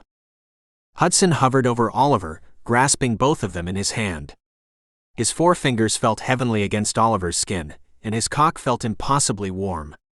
Oliver watched Hudson's hand move over them, twisting as he got to their heads and then traveling back down, taking pre-cum with him. It oozed from the head of Hudson's cock, coating them both, slicking his hand. Oliver's heart pounded as he got closer to his orgasm. He exhaled puffs of breath, scrunching his eyebrows. Waves of pleasure moved through him, teasing him and keeping him on edge. His pending orgasm burned inside him, but he held it back, unwilling for their session to end. Rumbles shook Hudson's body as he grew closer, and he sank into the bed until they were chest to chest and his hand was trapped between them. Oliver touched Hudson's sweaty shoulders, squeezing and massaging his muscles in his own desperation. Hudson sank down further, resting his head on Oliver's chest. He tasted Oliver's skin, lapping at his shoulder and kissing the prominent bone. Then he turned his head to Oliver, nuzzling his cheek. "Come for me, baby," he whispered, words harsh. The command shoved Oliver over the edge, and he fell into his orgasm.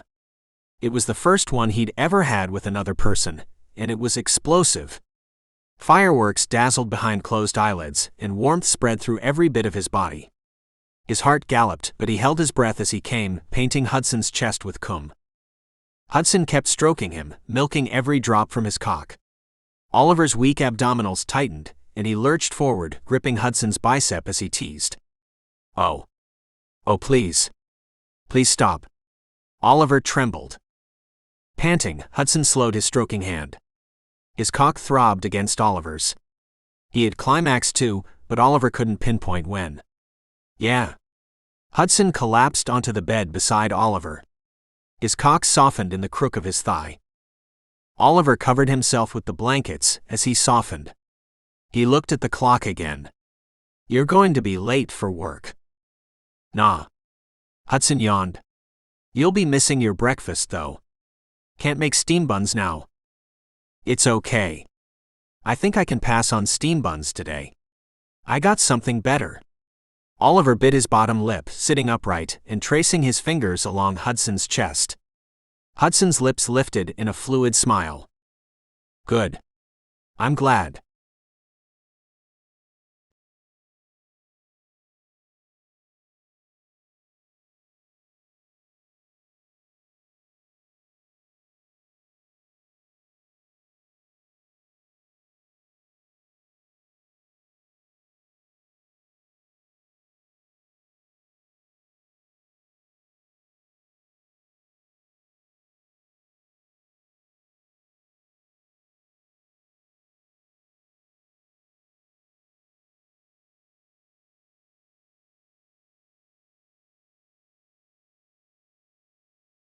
Chapter 9.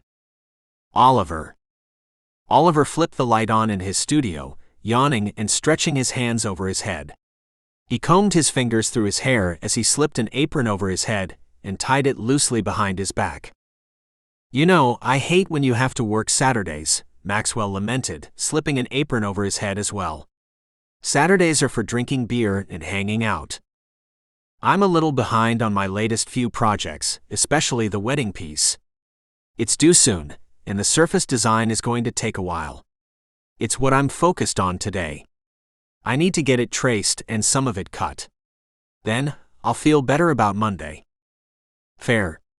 Maxwell dropped a case of beer on the counter next to Oliver's computer and fished one out for himself. Do you expect me to help? You put on an apron. Well, yeah, of course. It gets messy in here, and I don't want wood shavings all over my clothes. Oliver flicked his eyes to the ceiling and laughed. Okay. After roping his hair into a sagging bun, he placed a long wooden plank on the ground and projected the pattern on top of it. He dimmed the lights. You don't have to do anything, really, just keep me company. My specialty. How've you been? Oh, he wants to know how I've been. Maxwell gulped a swallow of beer. Well, you'd know how I've been if you bothered calling instead of trapezing around town with your new man, who you haven't even told me about. Oliver's cheeks warmed as he sketched in pencil on the wood. He's not my man. Oh, I most definitely think he is. I saw the way he looked at you before he left this morning. Like he could have had you for breakfast instead of what he was eating. He kissed you on the cheek before he left too. So who is he? Is he the blast from your past? You sound gross, but yeah, he is. How's it working out for you? Oliver tucked the pencil in his hair as he adjusted the projection, twisting it and enlarging it slightly. It had been a few weeks since Oliver had embarrassed himself with one too many drinks and stumbled into Hudson's bedroom. It had also been a few weeks since what he could possibly consider a first time. Hudson had been so sexy the next morning, and his touch had been expert. Oliver craved more sessions, but Hudson had the fire station and he had his commissions. Plus, he hadn't plucked up the courage to mention what transpired between them in the first place. It's working out fine, I think. You think? I know he's into me. I'm worried I'm moving too slow. Well, let's face it. You probably are moving too slow, but it's cute. I don't want him to lose interest, though. Oliver frowned as he resumed sketching. Yeah, Maxwell quirked an eyebrow, I'm sure he won't. So anyway, before we get all wrapped up in you, let's talk about me. Oliver scoffed, dark eyes glittering. You're something. Yeah. Something damn near perfect. Anyway, so remember ex-girlfriend who wanted to do all this talking before we finalized the breakup? Well, I found out she'd been sneaking around on me with another dude, trying to work him up to a threesome since she knew I was bisexual. Yeah, and I guess she told the other dude I was into him, or I thought he had a nice ass or something. So he decided to come to my job and make some kind of anti-gay speech. My boss was pissed. Did you get fired? Luckily, no. But I did get a very stern talking to about keeping my private funny business away from the office. I agree too, but I have to say I didn't exactly bring this problem to the office in the first place. So anyway, after that, we were good and done. She still calls a few times a week though. I wish she'd move on. Have you moved on? Oh, certainly. I went on a few dates, nothing super serious. I've been really feeling this guy Bo, but he's in a long-term polyamorous relationship, and I don't know how I feel about it. What do you mean? Maxwell shrugged, taking another gulp of his beer. I love when you get gifts from your clients. He sighed. Anyway, apparently he's polyamorous and already has a main relationship. He explained it to me like, basically, he has lots of love to share. He doesn't believe in dividing love with monogamy. Okay, so what's the problem? The problem is he lied at first. He told me the long-term partner he lives with was his roommate or best friend or something. You're my best friend, but I sure as hell don't go around sleeping with you. Yeah. Oliver frowned, drumming his pencil against the plank of wood. What? I didn't think it was your style. It's not my style, thank you. Okay, so why so serious? Well, I think it's upsetting for you to discredit your relationship with another person by calling them a roommate or saying you're just friends. Sometimes friendships can eclipse sexual relationships. I think ours does. If Hudson and I don't work out, you and I will still be friends. True, but that's pointless talk because you and Hudson will work out. He thinks you hung the moon. He doesn't. No, really. I can see it. I've done a lot more dating than you have. Take my word on this one. So anyway, when does Hot Stuff get back from the fire station? Oliver glimpsed his watch. Probably another few hours. Why? I want to look at his sexy Navy fireman body. He's not going to sit around with his shirt off. Oliver wrinkled his eyebrows and laughed. Ah, no. He won't if I ask him. He will if you do, though. Plus, I think it would be a nice consolation prize for you canceling our Saturday brunch. How is a consolation prize? Oliver paused, smiling at his ridiculous friend. Never mind. I'll see what I can do. Perfect. Maxwell drank another swallow of his beer and resumed regaling Oliver with tales of his dating life. There was Bo, Cassandra who preferred the name Cassie, David, Ernest and Gaia all in the last few weeks. However, most never passed a second date. Cassie chewed with her mouth open and was heavily Christian. When he revealed his sexuality, she recoiled in her chair, clutching her rosary necklace dangling from her neck. In fact, the date had ended there. She stormed off and left him the bill. David had ended up being a hookup in the bathroom stall at the restaurant. He had been interested in a quick session, and while Maxwell had been looking for a relationship, he wasn't prepared to decline a hookup either. Ernest and Gaia were boring, according to Maxwell. Okay, Oliver drawled. Taking a break, then I'm going to start cutting, then we can go back upstairs and hang out. What do you want to do? Besides meet the guy dating my best friend. He'll be home soon, and yeah, besides that. What do you want to do for the rest of the afternoon? Maxwell shrugged. Let's just hang. Make me some Asian food. Oliver snorted, chuckling as he leaned against his desk, popping open a beer bottle and tasting the contents. I'm not a good cook. If you want a good cook, you should meet my brother. Which? Both, honestly, but mainly Abel, the one in the Navy with Hudson. Invite him over. I want Asian food, and I want to meet your family. I'll consider it. Oliver nursed his beer as the door to his workshop opened. Hudson poked his head inside. Hey. He nodded to Oliver and Maxwell. Sweat coated his hairline and a wet shirt clung to his torso. Hi, Oliver murmured. Oh, hello there. Maxwell lifted his eyebrows and bit his lip. Hudson tipped his head to Maxwell, quirking an eyebrow up before looking back at Oliver. I'm going to take a shower real quick. Okay. I will still be down here when you get out. Come join us? Yeah, sure. Hudson winked and disappeared back into the house. Maxwell grunted HMF. He's hot. Yeah. Like really hot. Ooh, I'd be tapping that every night. Aha. Oliver pressed his lips together. Seriously. I'd be tapping it now. He'd never shower alone, not with me around. I'll remember that. Oliver abandoned his half-drank beer and returned to his project, moving it to his scroll saw. Carefully and slowly, he began carving out the pattern, letting the sound of the machinery drown out further conversation. When Hudson returned, Oliver paused, setting protective goggles on the top of his head. How's work? Hudson kissed Oliver's cheek. It's okay.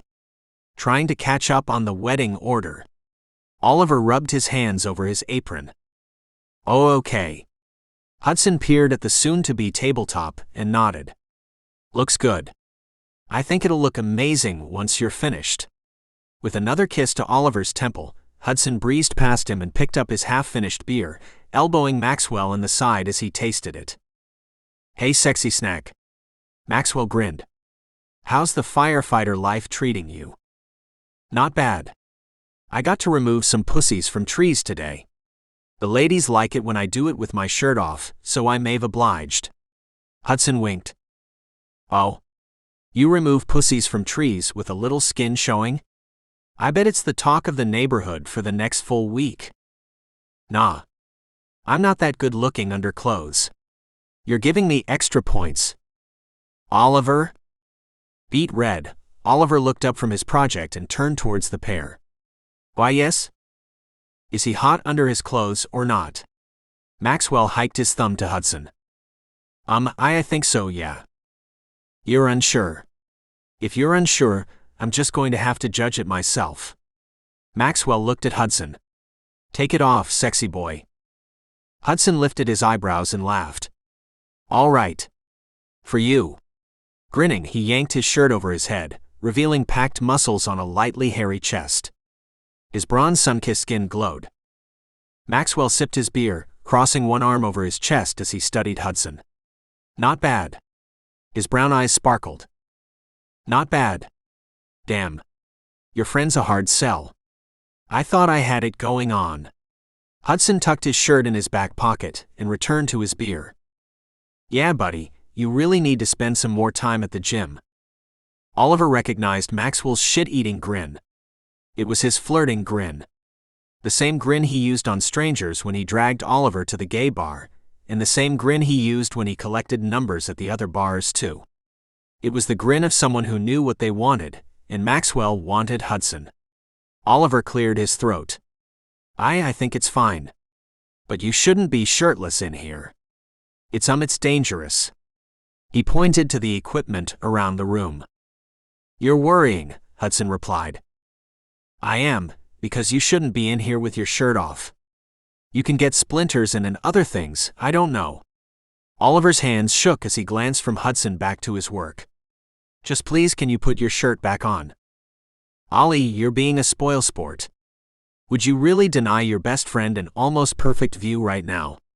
You know I'm in a drought, and there's nothing wrong with looking. Drought? I would never touch, Maxwell reminded him. Oliver knew it was true, but it was hard watching his best friend and his lover flirt. They looked better together than he ever would, beside Hudson. With Maxwell's dazzling smile and easy confidence, he and Hudson would have already had sex. Sex and more sex.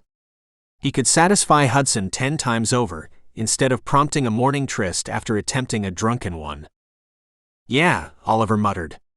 I know. It really is dangerous. If I get splinters way over here, I promise I'll let you pick them out. Oliver shook his head, flicking on the saw and feeding the wood through it. The conversation continued around him, primarily because he couldn't hear anything over the roar of the saw. Maxwell interviewed Hudson, asking him rapid-fire questions that he answered just as quickly.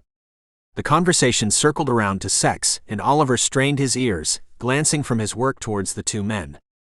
It took a split second, and a sharp pain spiraled through him, fire striping across his finger. "Oh!" Oliver gasped, turning off the machine before yanking his hands away from it. Blood coated one hand and splattered all over the unstained wood. The droplets seeped into the surface. "Oh my God!" "Holy shit," Maxwell groaned. "I think I'm going to be sick." Hudson discarded his beer bottle and dashed around the room. Calculated but quickly. His military background shined as he opened cabinets and drawers until he recovered Oliver's first aid kit. Oliver squeezed his finger, hanging between cleaning up the wood and dressing his wound. The haze of pain clouded his thoughts. His knees buckled and his vision blurred. "Oliver?" Hudson's voice rang in his ears. "Yeah," he whispered back. "I'm going to dress this, okay? Let me see what's going on." Oliver uncovered his finger, and Hudson took over. The pain throbbed up his arm. "Is the wood ruined?" "The wood is fine," Hudson replied in a practiced voice. "What happened?" Oliver asked next. "You scraped off your skin. You don't need stitches, but it's probably going to be a bitch of a healing process." "Oh." Oliver closed his eyes and swayed back and forth, drunk from the metallic smell of his blood. "Yeah. Let's get you out of here. I need to keep working. I need to clean the wood before the blood dries on it." Oliver protested as Hudson lifted him in his arms. Hudson administered directions to Maxwell in an unquestionably authoritative voice. Oliver's heart danced, and then he blacked out. He came to a few minutes later, once Hudson had settled him on the couch and finished dressing his wound. His head pounded. "You all right?" Oliver nodded, looking down at his finger. "Sorry." "Hey, it's fine." Hudson pulled the barely hanging hair tie from Oliver's hair and combed through his straight locks, kissing his cheek. "Maybe I like playing doctor with you." The pain of his finger plagued him. "Do you? You were fine flirting with Max 5 minutes before." Hudson lifted his eyebrows. "Huh. Oh, your friend. We were just goofing around. I only have eyes for you." On cue, Hudson's green eyes sparkled, and he grinned. Oliver chewed the inside of his cheek. "Where is Max?" "He's in the studio cleaning up your piece. He should be up in a minute. Right now, I'm going to make you something to eat because you lost a good amount of blood." "Oh. Yeah. It's probably why you passed out for a second there." Hudson moved into the kitchen, opening the refrigerator. He closed it again and started the blender a few seconds later. The rattling noise exacerbated Oliver's headache, and he squeezed his eyes shut until Hudson turned it off. Hudson returned to the living room with a small, green smoothie. "Drink this." "What is it?" "It's basically a nutrition drink, except free of additives. Like the original way to get your vitamins. It's a smoothie. I added a little bit of protein powder, ginger to settle your stomach, and spirulina. I packed it with spinach too." Oliver sipped it and licked his lips. "I don't taste the spinach." "Yeah, when you blend up fresh spinach, it doesn't taste like anything. It's the adult way of hiding peas and carrots in mashed potatoes, which, by the way, is super gross. I'm glad your parents never did it." Hudson kissed Oliver's forehead. "I'm going to go check on Maxwell." "Don't." Hudson blinked. "Why not?" The smoothie sweat in Oliver's hand. Because I want you up here."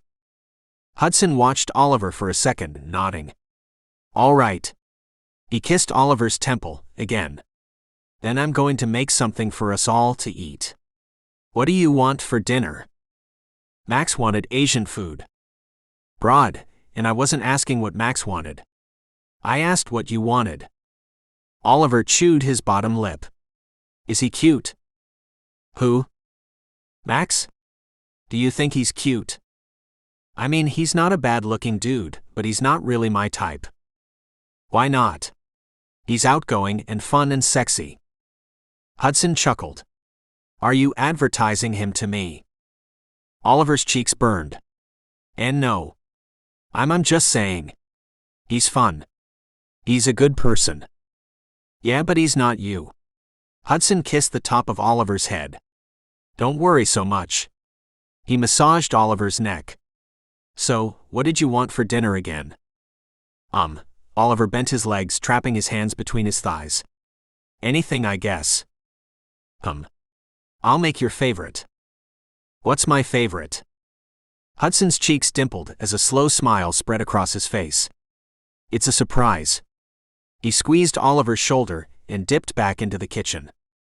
Oliver closed his eyes, drifting into a light doze to the idle sounds of Hudson's movements.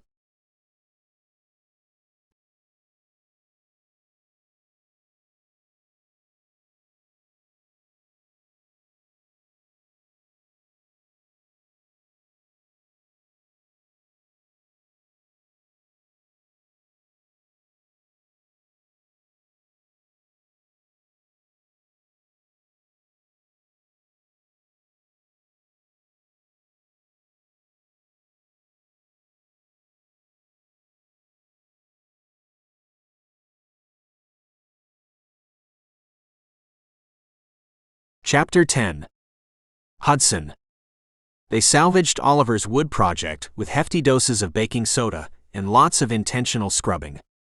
The cleaning and his wounded finger set him several days behind, and Hudson eventually rolled up his sleeves and set to work on things he could do. He couldn't run the wood through the saw, but he could stain the individual pieces and slot them together. While Oliver recuperated on the couch, Hudson spent his afternoons in the woodshop piecing the dining room table together. He stained and buffed the surface until the wood's natural glow sparkled, and he secured the legs to the base with Oliver's supervision. When Oliver's finger had mostly healed, the artist finished cutting the design, and together they painted, sanded, and buffed the pattern, until Oliver deemed the piece completed 3 days before the scheduled due date. He called the client as Hudson cleaned up the shop. Excitement filled his voice as he raved about the piece. Oliver ended the call and looked at Hudson. She's coming over now. He winced, showing all his pearly white teeth and wrinkling his smooth eyebrows. I should go change. What should I do? Oh.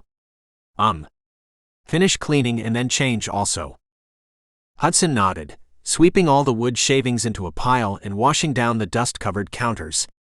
He hung their aprons and moved the completed table to the forefront of the shop, organizing the rest of Oliver's projects off to the side. After a quick shower, he donned a clean pair of jeans and a collared shirt, tucking in the front and joining Oliver downstairs. Comb your hair. Oliver pressed his lips together, a little hint of frustration coloring his features. Oliver had dressed impeccably in straight-leg slacks and a casual button-down shirt. His black hair framed his face with the part split over one eyebrow, slimming his round face and accenting his cheekbones. A wisp of eyeliner and a touch of eyeshadow accented his soulful brown eyes. Getting there, Hudson grunted. You look good. Thanks. She's a really particular client, and she spends a lot of money, so you don't want to look like you rolled out of bed, you know? Yeah, I get you. She'd love you in uniform, too. Everyone loves a man in uniform. Hudson winked. I forgot you wear makeup. Oliver froze. Is it a problem? Nah. It's hot. Hudson kissed his jawline. He sighed. Good. I mean, you're really playing up the androgyny, but I find it sexy. It's not even feminine or whatever. It just looks good.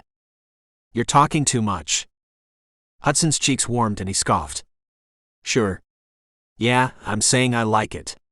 That's it. Cool. Now, I have to finish getting ready. He breezed into the bathroom again, and Hudson strolled into the living room, tidying up Oliver's already clean space. He twisted a collection of wooden bird trinkets on the mantel, turning them all to the same direction as his fingers traced over the finish. The first bird featured sharp angles and a rough finish, but as the birds progressed, they became smoother and more polished. The doorbell rang as he studied the birds. Can you get it? Oliver called from the bathroom. Yeah, sure. I'll be out in a second. Take your time.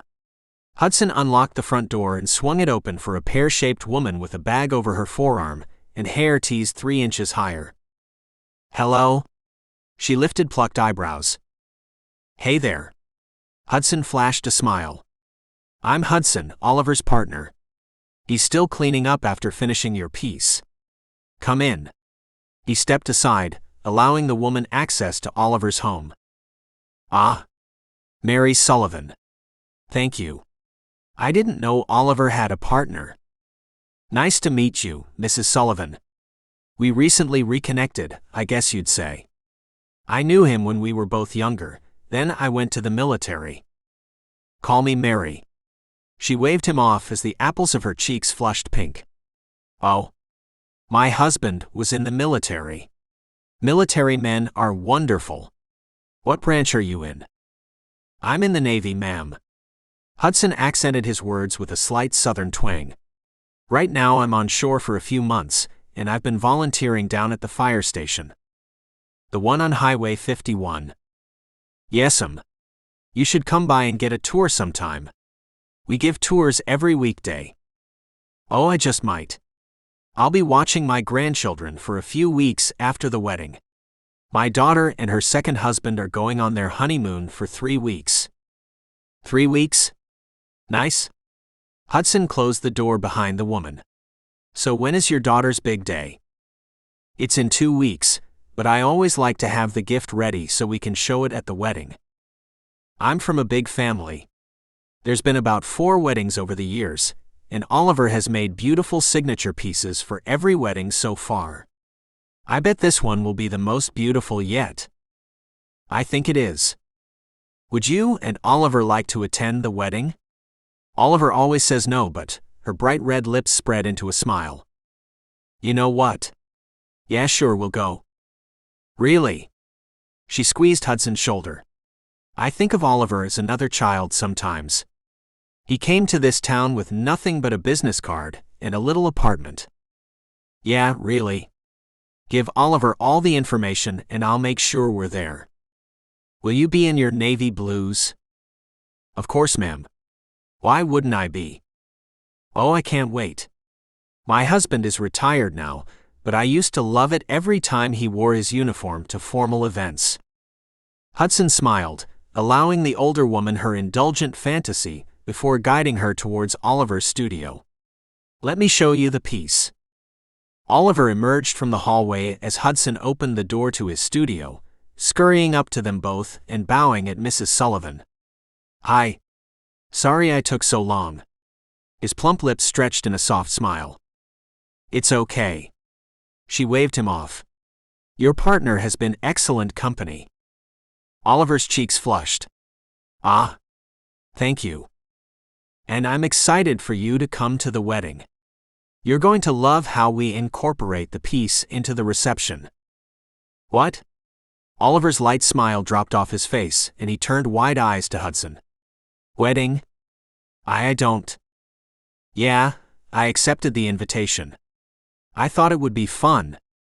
"Oh," Oliver murmured, glancing down at the ground. "Okay then. I guess we're going." He forced a smile. Hudson ushered Mrs. Sullivan into the studio and stole a kiss to Oliver's temple. There will be dancing, free food, and cake. You can't go wrong with a wedding. I guess. Oliver ducked away from a second kiss, posting himself beside his client.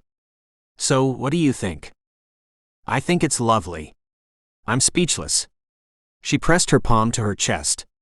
"I love how you incorporated her favorite color in the openings of the pattern." She brushed her fingers along the edge of the piece, tears springing to her eyes. "Each one of these is just so beautiful. You have an amazing eye for design." "Thank you." Oliver smiled. "I know we discussed a price, but this piece is so far and beyond the price we discussed." She opened her purse and dug around for a checkbook and a pen. "No, really, I enjoyed working on your piece. I enjoy working on all of them." Oliver touched her shoulder. "I know you do, you're so kind, but I want you to understand how much joy these pieces bring to me. They're truly priceless." She scribbled across a check and then handed it to Oliver. He glimpsed it, expressionless, before folding it and tucking it in his pocket. Your face when you see it tells me everything I need to know. They lapsed into silence as she browsed around the table, drinking in all of the fine details. She raved about the carved leaves and florals, the shadows, and the rich wood grain while Oliver watched her, hands behind his back. Hudson abandoned the door and stood at Oliver's side. His heart swelled as the woman continued gushing over the piece. Oliver had always downplayed his talent, but he truly was an amazing artist. He worked with wood as easily as others worked with clay, carving intricate patterns and perfecting his craft project after project. The woman blotted her face as she approached them again, sniffing into a handkerchief. I will schedule a pickup date soon, okay? Of course. It can stay here as long as it needs to. With a nod, she hugged Oliver. Thank you. She sucked back a second flood of tears as a watery smile stretched over her face. Now, I forgot to mention that you two look very good together. Such a cute couple. Thanks. Oliver's whole face turned red and his eyes scanned the entire room. If you two ever decide to get married, please let me know. I know all the best caterers and venues. After all, I've done this several times already. Oliver's blush darkened. Oh. All right, yes. Hudson chuckled. Good to know, Mary, but I think it's a bit too soon to talk about marriage. He still makes me sleep in the guest room. She puckered her lips then giggled along with Hudson. You probably belong there. You look like you could cause some trouble. Ah. Not so much now. The military has straightened me out. He winked, and Mrs. Sullivan pinched his dimpled cheek. Has it now? Hudson quirked an eyebrow. If I'm lying, I couldn't tell you anyway, Mrs. Sullivan. Oliver rolled his eyes as they walked back through the house and to the front door. To Hudson's displeasure, his blush had faded, but a little spark touched his olive cheeks each time their eyes met. Oh, you. Mrs. Sullivan laughed. You have to watch this one. She wagged a finger at Hudson. He's a handful. A smile breezed across Oliver's face. Anyway, I need to get going. You two take care of each other, all right? She hugged Oliver, squeezing him and kissing his cheek, and then she hugged Hudson before retreating to her vehicle. She waved as she climbed inside. Hudson wiggled his fingers to the woman and waited in the doorway until she had started her vehicle and backed out of the driveway. When she had left, he looked at Oliver. So, what do you have planned for the rest of the evening? Wash off white diamonds and fumigate my shop. He crossed his arms over his chest. Fair. I'm going to get started on dinner, then. Okay. Oliver closed the front door, latching it and kicking off his shoes. One more thing. Let me take you out next Friday night. A real date, because we haven't been on one yet. Hudson took Oliver's hand, tickling his palm. To dinner. Hudson smirked. Maybe, he drawled. I need to know what to wear. All right, fine. To dinner at least. Hudson threaded his fingers through Oliver's and squeezed his hand. Their hands fit together, rough skin against rough skin, bronze cradling olive. And after dinner, who knows?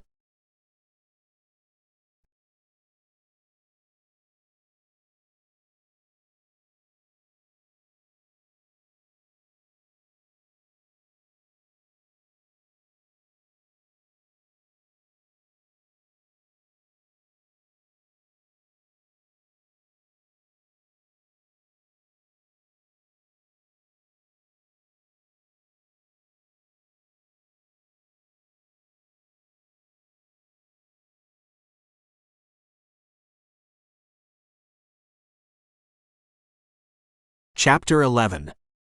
Oliver. Oliver split the week into two projects. In the mornings he worked on the furniture for the beer company, and in the afternoon he toyed with ideas he had placed on the back burner for months. By the time he left the studio in the evening, Hudson had cleaned the house and made dinner. They spent a few hours watching television before they parted ways for bed. Hudson walked Oliver to his bedroom door every night. It was cheesy, but Oliver loved it. He also loved how patient Hudson was when it came to their generally non-existent sex life. He knew other couples jumped into bed faster. He'd heard Maxwell recall many first dates that had ended in a hookup. Despite their slowness, Hudson kept it fresh. He kept Oliver wanting more kisses, more affection, and more attention.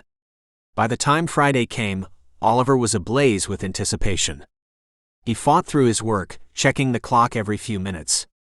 He promised himself he would pack in his work at 5 o'clock and start getting ready by 5:15. It was 3:47, and his mind quit on him. He stared at the blueprints of his project, eyes glazing over as he thought of their evenings lately. They always ended with a sweet make-out session, with their cocks aligned between their bodies.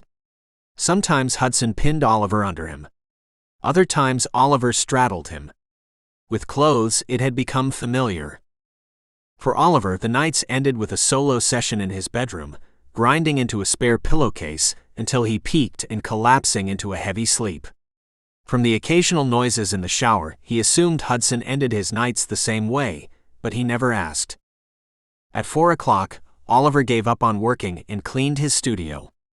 He moved on to preparing for the date afterwards, showering first. He shifted through his outfits before deciding on dark blue jeans, a solid shirt, and a casual blazer. His outfit was nice but not too nice. An hour before their date, he dabbed his lips with tinted moisturizer and eyeliner, and a subtle hint of eyeshadow on his eyes. 10 minutes before their date time, his doorbell rang, and he quirked an eyebrow. "1 second," he called, combing his fingers through his hair as he padded through the house.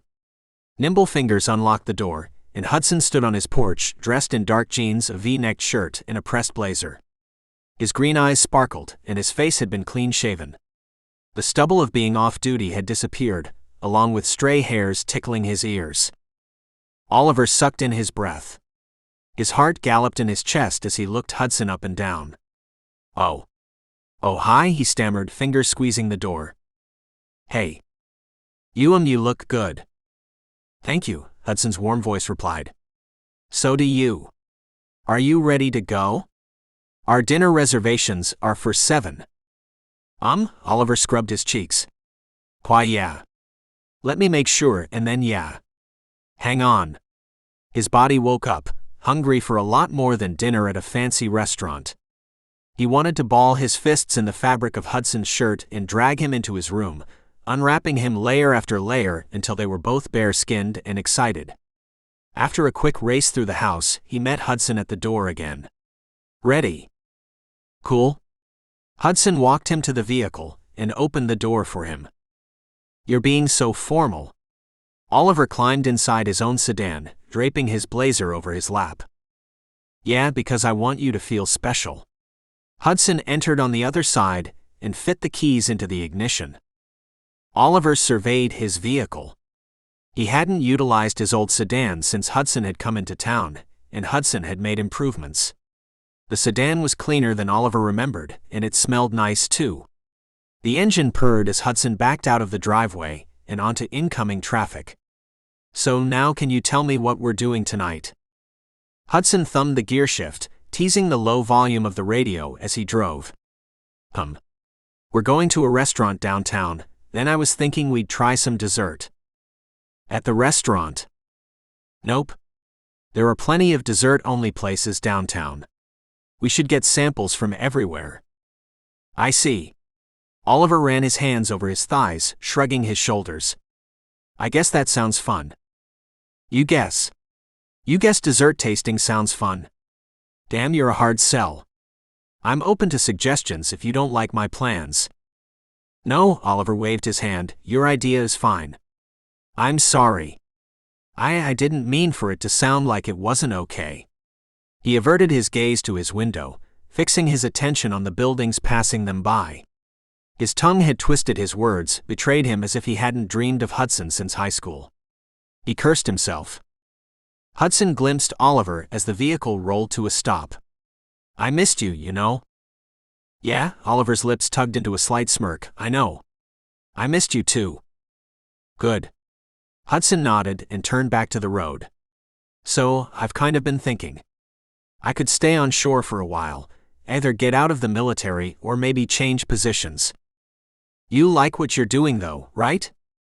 Yeah, I mean I do, but I don't want to be away from you for years, only seeing you in month stints or not at all, depending on where I land. Oliver shrugged. I don't know what all there is to do when it comes to the military branches. They put you through college if you keep working for them. I could go to school or something. Do you want to go to school? Hudson shrugged. Being a volunteer firefighter isn't a career choice, and staying in forever means I'll still move around a lot. I don't know if we should make long-term plans. Oliver bit his bottom lip. I don't think you should change around your career for me. Why shouldn't I? It's premature. What if we don't work out? What if you find someone you like more than me? There is no one I like more than you, Ollie. Hudson tapped his fingers on the steering wheel. Here's a better question. Why do you think you're so easily replaceable? I don't. It's just what? It's been a long time and we're still getting to know each other, Oliver lied. He avoided Hudson's eyes too, looking around the dark interior of the vehicle. He spied crumpled papers in the drink holders and squinted. What's this? Hudson frowned. Phone numbers. I get them at the fire station all the time.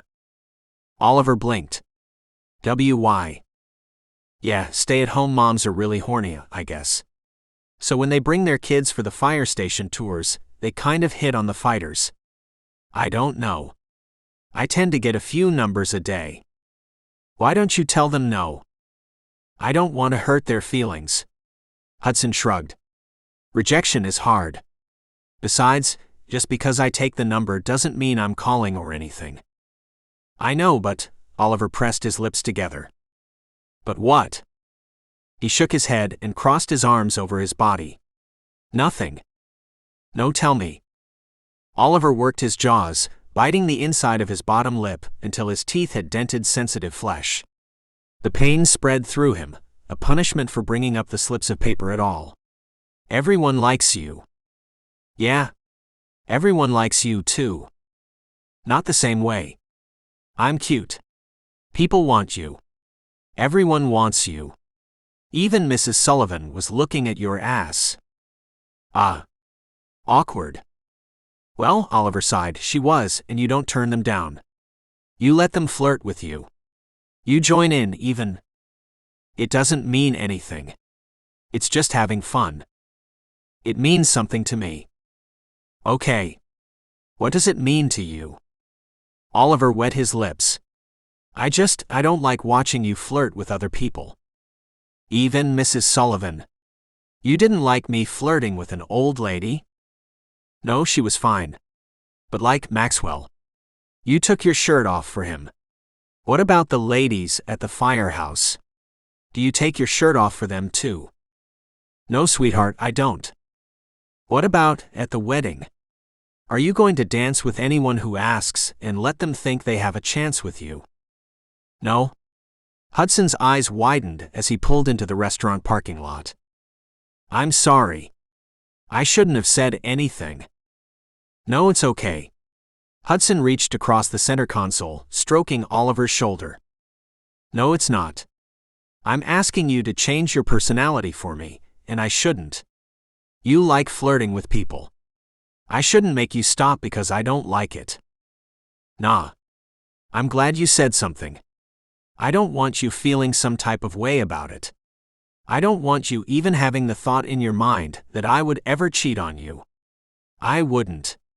Hudson touched Oliver's cheek. Look at me. Oliver rolled his head on his shoulders and dragged his eyes up to Hudson's. His stomach fluttered when their eyes met. Yes? I would never cheat on you. He stroked Oliver's cheek with the pad of his thumb. Okay. Okay. Awesome. Now let's go inside and eat, yeah. Why, yeah. Oliver unbuckled himself and climbed out of the sedan as Hudson walked around the vehicle, catching his hand and lacing their fingers together. He led Oliver up the walkway and inside the restaurant, approaching the host stand. 2 for Bailey. The host scanned down the list with a nod. He grabbed 2 menus. Follow me. He guided them to a quiet area in the back and placed the menus in front of them, promising that their server would be with them shortly. After they ordered drinks, appetizers, and the main course, Hudson leaned back in his seat and looked across the table at Oliver, smiling. Oliver sipped from a glass of wine and studied the other patrons. What's on your mind? Oliver lifted his eyebrows, turning his face to Hudson and letting his eyes follow second. Nothing really. I was thinking about, the future. The future? Yeah, like what I want for it. All right. Spill it. Hudson's boyish grin overtook his face, and he inched a hand across the table, brushing his fingers against Oliver's, sending electric shocks through his body. Oliver's cheeks warmed. Well, I was thinking about us. If we stay together, I was thinking about what I would want. Which is, I want to be close to you in proximity, but I can't be on a ship with you. I feel selfish though. You feel selfish saying you won't like not seeing me for possibly 9 months. Yeah. I feel selfish when you're serving the country, and I'm one person. And I don't want you to retire if you love the job. I want you to be happy. I know you do. We'll work something out, even if it means I have to video call you every few days. Oliver wrinkled his nose. With everyone around? I mean, I get a little privacy, but not much. Anyway, what else do you see for the future? We have kids? Pets? Oliver's cheeks warmed more. This is silly because we've only been talking for a few weeks. Yeah, but how long exactly does it take you to know you've found the person you want to spend your life with? Oliver's heart galloped and his insides warmed. He dreamed of Hudson saying those words. He knew the reformed bad boy was the one for him since their first kiss. The last few weeks had confirmed it. They had been perfect, honestly. Hudson fit seamlessly into his life. Their schedules synced despite Hudson being up with the sun and Oliver dragging around until mid-morning. Not long. Exactly, so tell me what your fantasy is. All of it. Yeah. All of it. Okay, he sucked through his teeth, tracing the rim of his wine glass. I think maybe a dog. A lab. Something you can take to the fire station with you. Maybe you get a job working at the station actually and you stay in town. Or my business grows more and you work with me every day. Yeah? You're a great salesperson. I could have an actual storefront, he paused. I definitely would like a dog, yeah. No kids? Maybe later, once we've enjoyed each other for a few years. So I see. You want the married with no kids life. Yeah. I want to build something between us before a baby comes and unsettles everything. I want to take trips and really enjoy being you and I. Hudson hummed. Why don't we make the first trip this wedding we're going to next week? It's in town. So? Who says you can't pack up and stay in a hotel for a weekend because it's in town? I guess we could. Why not? We'll pretend like we're vacationing all weekend. We'll stay at the hotel closest to the venue, and we'll pretend to be tourists. Oliver shook his head even as a pleased smile grew on his face. You're ridiculous. What? Doesn't it sound fun? We'll be tourists in our own city. I'll make it fun. I promise. The devil shined in Hudson's eyes. Do you trust me? No. Oliver laughed. Good. You really shouldn't, because I'm booking us 1 room and 1 bed. Pack your nice briefs this weekend. We're in a restaurant. Okay, and better yet, don't pack any at all. Gross, Hudson. Gross. They ate the main body of their food in silence, stealing glimpses at each other from across the table and bites from the other person's plate. Oliver blotted his lips when he finished eating and pushed his plate aside. Full? Yeah, but not overtly so. I still have room for our dessert walk afterwards. Good. How was it? Very good. Hudson offered Oliver a genuine smile. No teasing, no playfulness, just kindness and adoration. Good. The server breezed by, collecting their plates and Hudson's bank card, returning quickly with the receipt and a pen. He scribbled the total and the tip before pocketing his card and standing, offering a hand to Oliver. Shall we? Of course. They started down the street, hand in hand. Hudson's shoulder brushed across Oliver's as he leaned down for a kiss. It's like we've been doing this since time began. Who knew you were so poetic? You have no idea.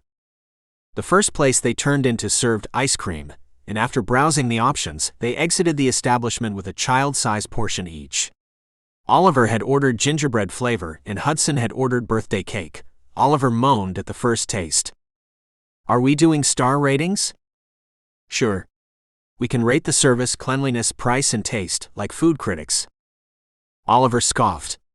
Okay, well, for me this place has 5 stars in service, cleanliness, and taste. The price was a little steep, so 4.5. Hudson tasted his ice cream. Yeah.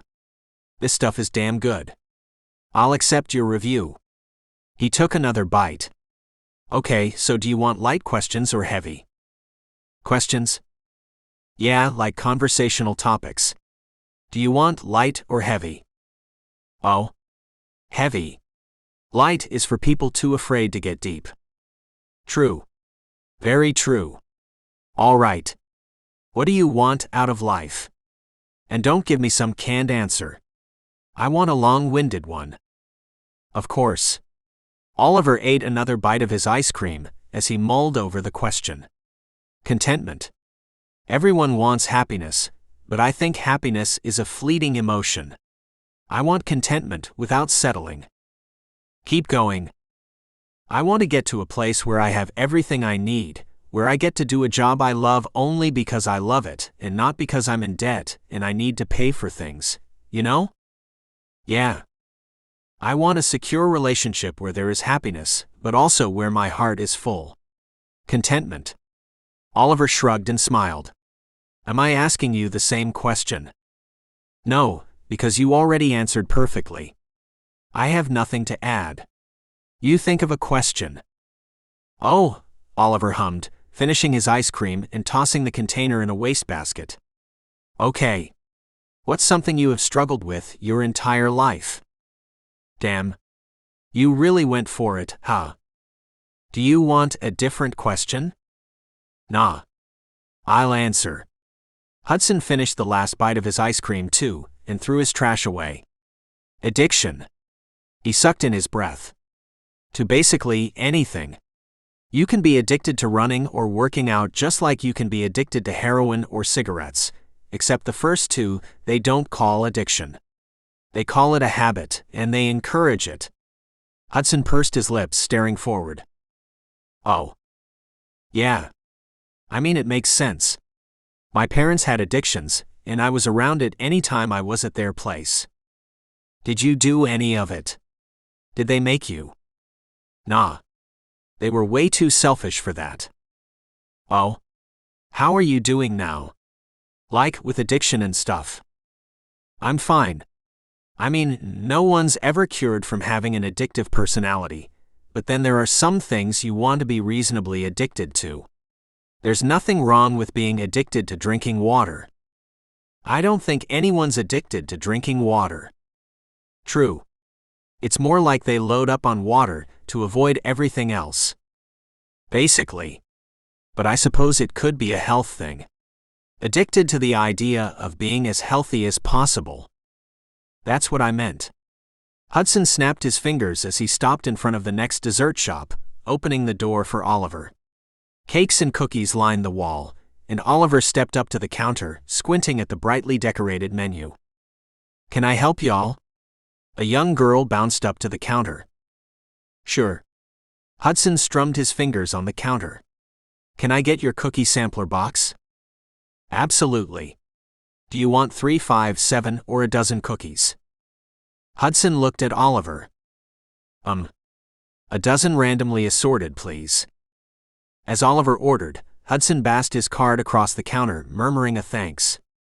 The girl handed Oliver the box of goodies and returned Hudson's card to him. "Have a good night," she beamed and disappeared behind the counter. Oliver split all 12 cookies in half and handed a snickerdoodle cookie to Hudson. He selected a chocolate cookie for himself, biting into it as they moved back out to the sidewalk.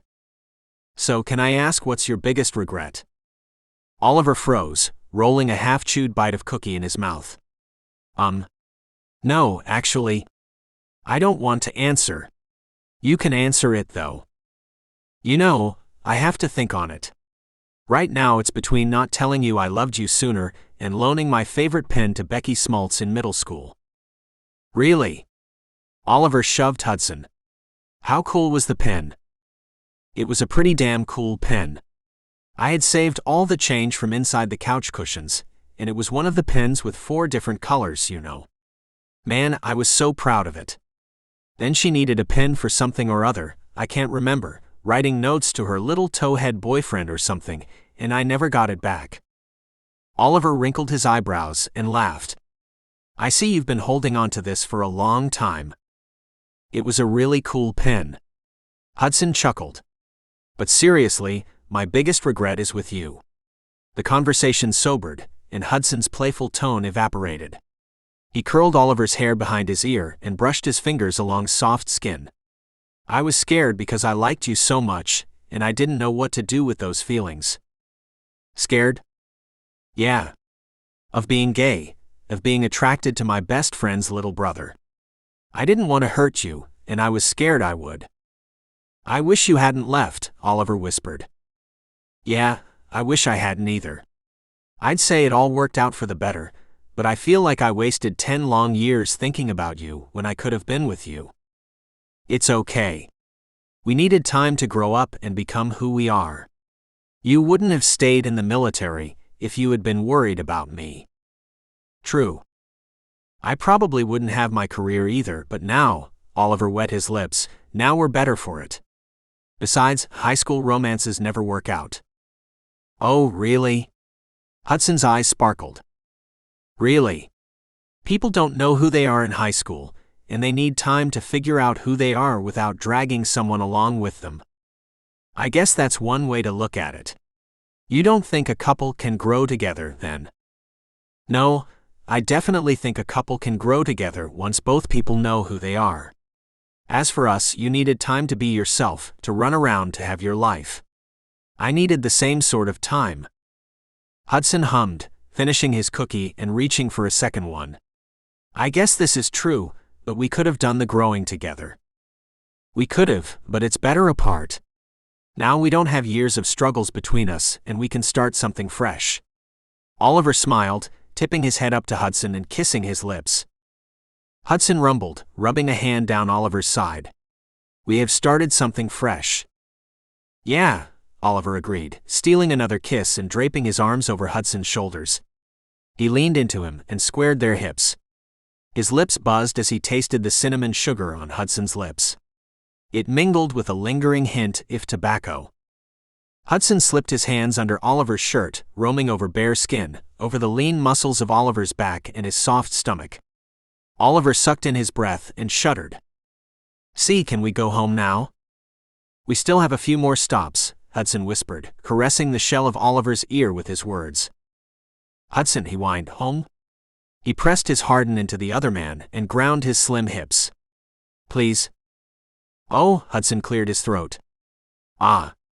Yeah, all right. Let's head back to the car. We can get desserts anytime." He squeezed Oliver's ass cheeks, holding him close before reluctantly releasing him and stumbling backwards. Oliver smiled, touching his fingers to his chapped lips. They burned from the rough kisses and his growing excitement. They retraced their steps back to Oliver's sedan, and Oliver nestled the box of cookies on the floor of the back seat. Hudson collapsed in the driver's side and fit the key in the ignition. The safety mechanism dinged. "Hey," he hiked his thumb to the back seat, "you wanna?" "Want to what?" Oliver followed his gaze. "Want to make out with you in the back seat of my car." "Make out, let me suck you off, whatever you want to do. It's up to you." Oliver's skin tingled and he gasped. "Suck me off?" In the car. Sure. I've been wanting to taste you ever since we played the other morning. Really? Yeah, I bet you taste amazing. Aha. Oliver's heart raced and his arousal returned tenfold, straining his briefs. He'd pictured Hudson's mouth on him so many times, his face between his thighs, and his gorgeous green eyes looking up at him. Do you want to find out? Hudson wet his lips and scanned over Oliver's body, eyes resting on his crotch. Right now. Yeah. You have to swallow. Oliver's cheeks burned. Will it make up for the dessert place we missed? The military man stared at Oliver. His face moved through shades of red, growing steadily deeper. Yeah, I guess it will. Good. Oliver thumbed the button of his jeans and peeled the open corners back. Help? Yeah. Hudson stretched across the seats, pressing his lips into Oliver's as he fumbled with his pants, sliding them down his hips and shifting his briefs out of the way. He fished Oliver's cock out and wrapped his fingers around it, squeezing the base. Fuck. Oliver chuckled, charmed by Hudson's excitement. He rested a hand on the other man's broad shoulders and shifted his hips up. His cock throbbed in Hudson's hand and his breath hitched at that first stroke. Why are you cursing? Oliver breathed. Because you're so sexy. Hudson kissed him again and passed his thumb over Oliver's slit. Oh. A bead of pre-cum worked out of him. His other hand gripped Hudson's bicep, nuzzling into his neck as the affection continued.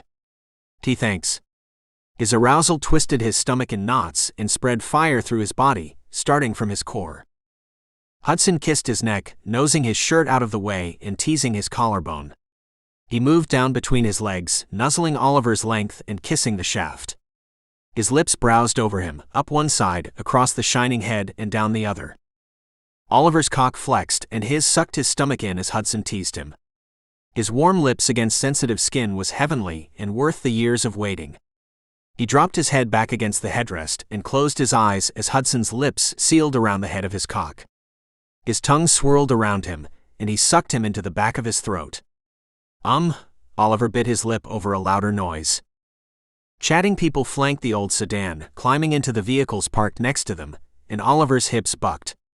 His pleasure spiked as the voices grew louder. Another bit of pre-cum worked out of him.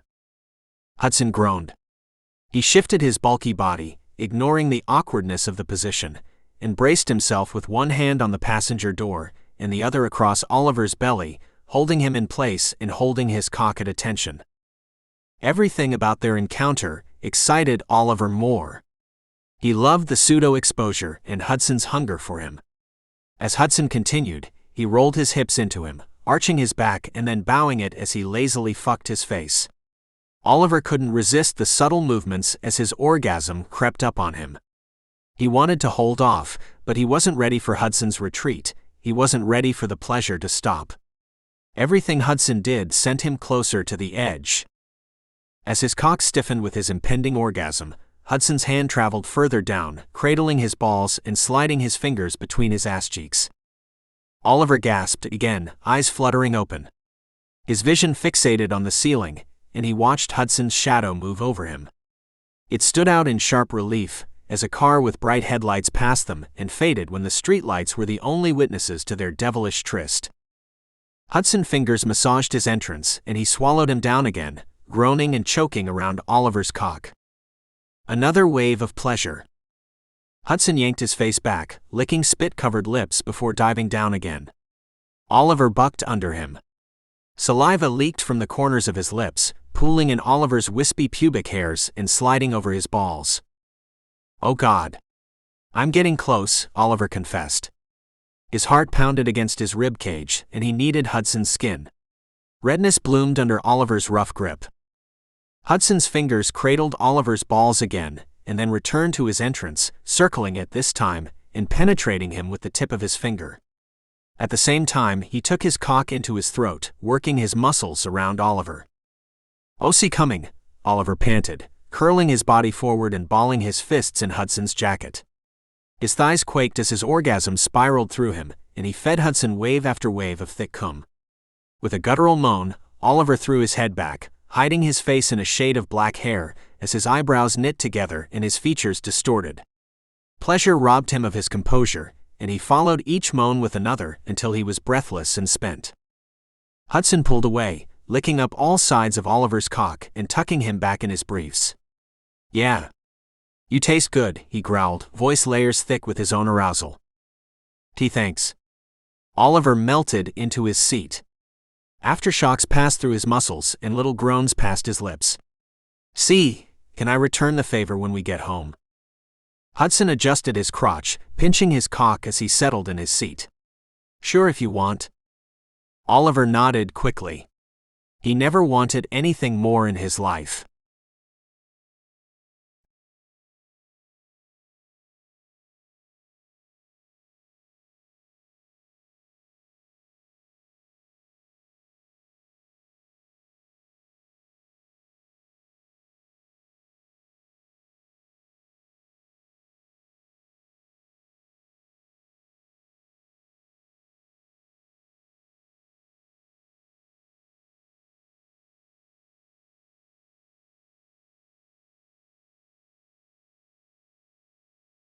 Chapter 12. Hudson.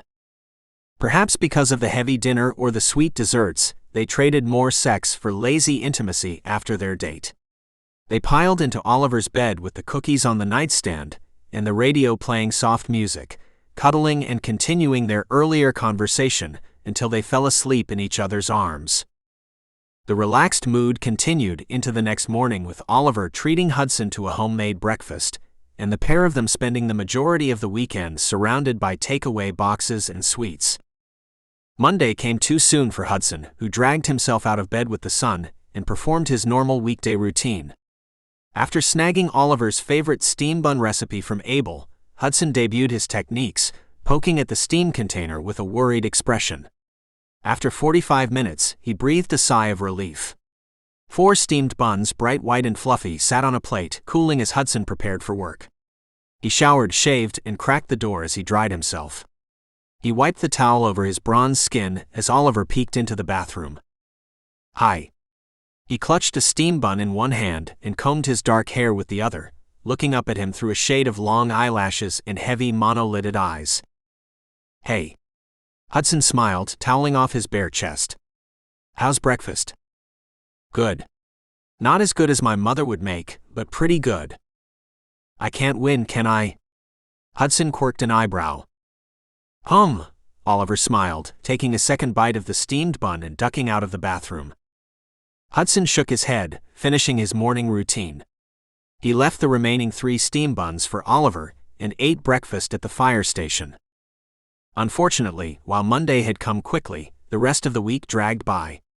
Hudson had packed his weekend bags by Wednesday evening and spent Friday afternoon stealing glimpses at the clock. After an unusually quiet day, Hudson settled in the recreational room, wasting the last hour of his shift with his eyes closed. He listened to the soft drone of the television as he dozed. Brendan opened the door and poked his head into the room. "Hey man, you want to get out of here early? You have your weekend thing this week, right?" At the noise, Hudson cracked his eyes open, rolling them towards the door. Yeah. The staycation and the wedding. Well, it's about 30 minutes before shift changes, and Henry's popped in early. He and his wife had a fight, so you can skip out early if you want." Brendan shrugged. "Really? You don't want to leave?" "I mean, sure I want to leave, it's Friday, but you've been talking about this weekend for 2 weeks. It's important to you, so I figured I'd offer it to you first." Brendan shrugged. "Oh? Yeah, dude. Thanks." Hudson knuckled sleep from his eyes and strolled out of the fire station. He packed the car when he got back to Oliver's place, tucking 2 suitcases and 2 small bags in the trunk. He stowed pre-purchased snacks on the back seat and his favorite snack, Oliver, in the front passenger seat. He had made reservations for the luxury hotel on the other side of the city. The hotel sat in the middle of all the action. Restaurants, museums, and businesses surrounded it, and the wedding venue was across the street. They checked into a king-size suite, complete with a small kitchen and separate lounge room, and spent the first evening with each other, walking through the city streets holding hands. Hudson appreciated the simple romance. He had been in many relationships, but he'd never been in a relationship where the simplest dates were his favorites. Oliver bloomed around him. His shyness evaporated, and his playful, sharp nature came through. Oliver kept him on his toes and kept him starved for more. More attention. More affection. More time. They dipped into restaurants, enjoying small appetizers and endless conversation. The conversation flowed naturally, and the few silences were comfortable. Hudson couldn't explain it, but his heart overflowed with adoration for the younger man. The 10 years they spent apart had been forgotten the first time he laid eyes on Oliver, and he knew from that day Oliver was perfect for him. Sweet or savory? Oliver glanced over his shoulder at Hudson. His big brown eyes sparkled in the moonlight. Hudson squeezed Oliver's hand. We just had sweet. Let's go for savory this time. Aren't you getting full? No. Oliver tugged Hudson into the next restaurant, selecting outdoor seating. Only one other couple shared the outdoor patio with them, and after a few minutes of the two men studying the menu, they paid their bill and left. Can I order for you? You know what? Sure. Order everything for us. I'll pick everything for the next one. Maybe. Oliver corrected, a mischievous sparkle in his eyes. Maybe? He nodded. Maybe I'll let you order. When the server returned, Oliver selected 2 appetizers and requested extra plates. He surrendered the menu and laced his fingers together, setting his chin in his hands. So, Oliver studied the table before flicking his eyes back up to Hudson. So? Oliver bit his bottom lip. Can we talk about sex? Hudson smirked. Always. What's up? I like it when you suck me off. Yeah? Hudson's smirk grew into a smile. I like it too. I'm sorry I haven't done it back. Oh, it's fine. I enjoy giving, and you taste amazing. I could swallow your cum every day of the week. Ooh, Oliver squirmed in his seat, crossing his legs and straightening his back. I really? Yeah. Absolutely. This is good, I think. I want to make sure you're satisfied too. I'm satisfied. I also want to go further. The making out every night is amazing, but I want more. All right. Hudson's cock hardened in his jeans and a rumble vibrated in his throat. Ollie. You have fantasies? The other man's cheeks colored, and he nodded. I do, and you star in them. Let's make this fun then. 1 for 1. Oliver pressed his lips together, nodding. You go first. This is your game, but I'll play. Hudson sipped his water. I want to spoil you with a bath after you've worked all day. Dim lights and candles. I'll make you some chocolate-covered strawberries too. Oliver chuckled. When did you become romantic? I was always romantic. I make you breakfast and dinner every day. You're confusing romantic with domestic. Okay. Hit me with one of your fantasies. Okay, Oliver chewed his lips. After my bath, I want you to take me to bed and let me be your dessert, complete with chocolate icing and sprinkles. You want me to lick chocolate syrup off your skin? Yeah. Hot? Hudson swallowed around a knot growing in his throat. He slid sweaty palms down his thighs, squeezing his kneecaps. He leaned back when the server arrived with their appetizers, clearing his throat as his face flushed. His hunger had shifted, and his belly rumbled for Oliver. I'd do it. I'll lick over every part of your body. Promise? Oh yeah. Hudson clenched his jaws. Then we should go.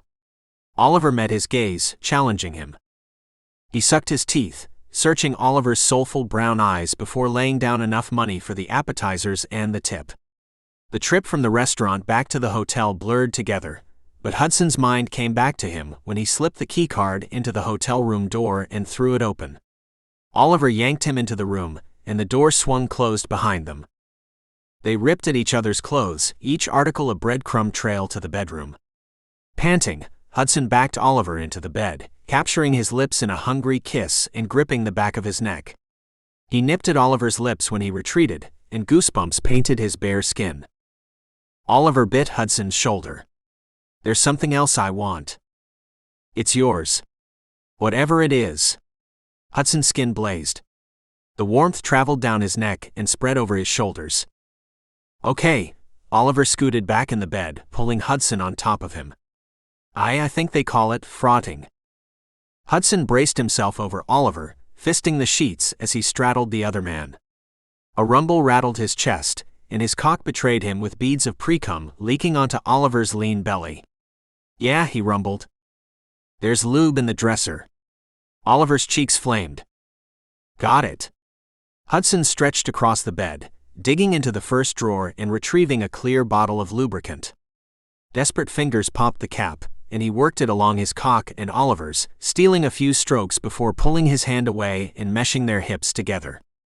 Hudson wasn't a stranger to sex. He'd been with men and women alike and in all different positions, but Oliver took him back to his youth.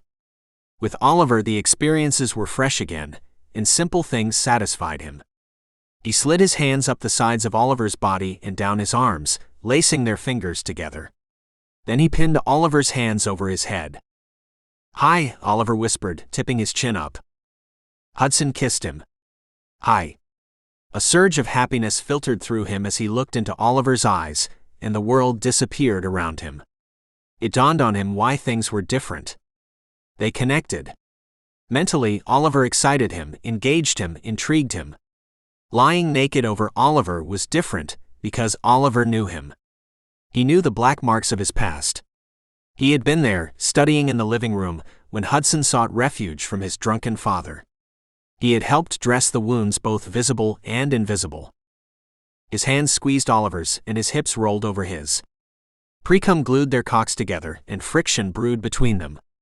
Oliver urged him faster, writhing under him, but he kept his pace, digging his hips into Oliver and curling them back again.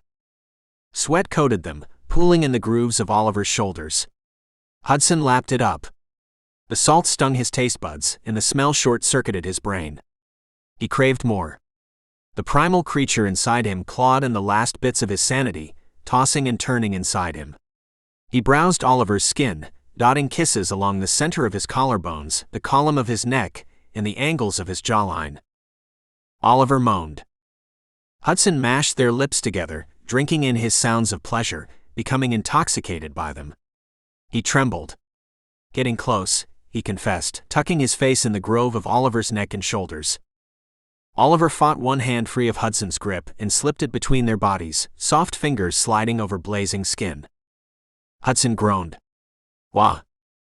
He wrapped his fingers around Hudson's cock and pushed it down, fitting it between his closed thighs. He adjusted his own cock too, and traced the hard lines of Hudson's abdominals. "Nothing," he sighed. "Ah." The first thrust in the new position almost sent Hudson over the edge, and he slammed his fist into the bed. "Fuck. You like that?" Oliver purred. His breath ghosted along Hudson's sweaty forehead. His hand gripped Hudson's arm. "Why, yeah."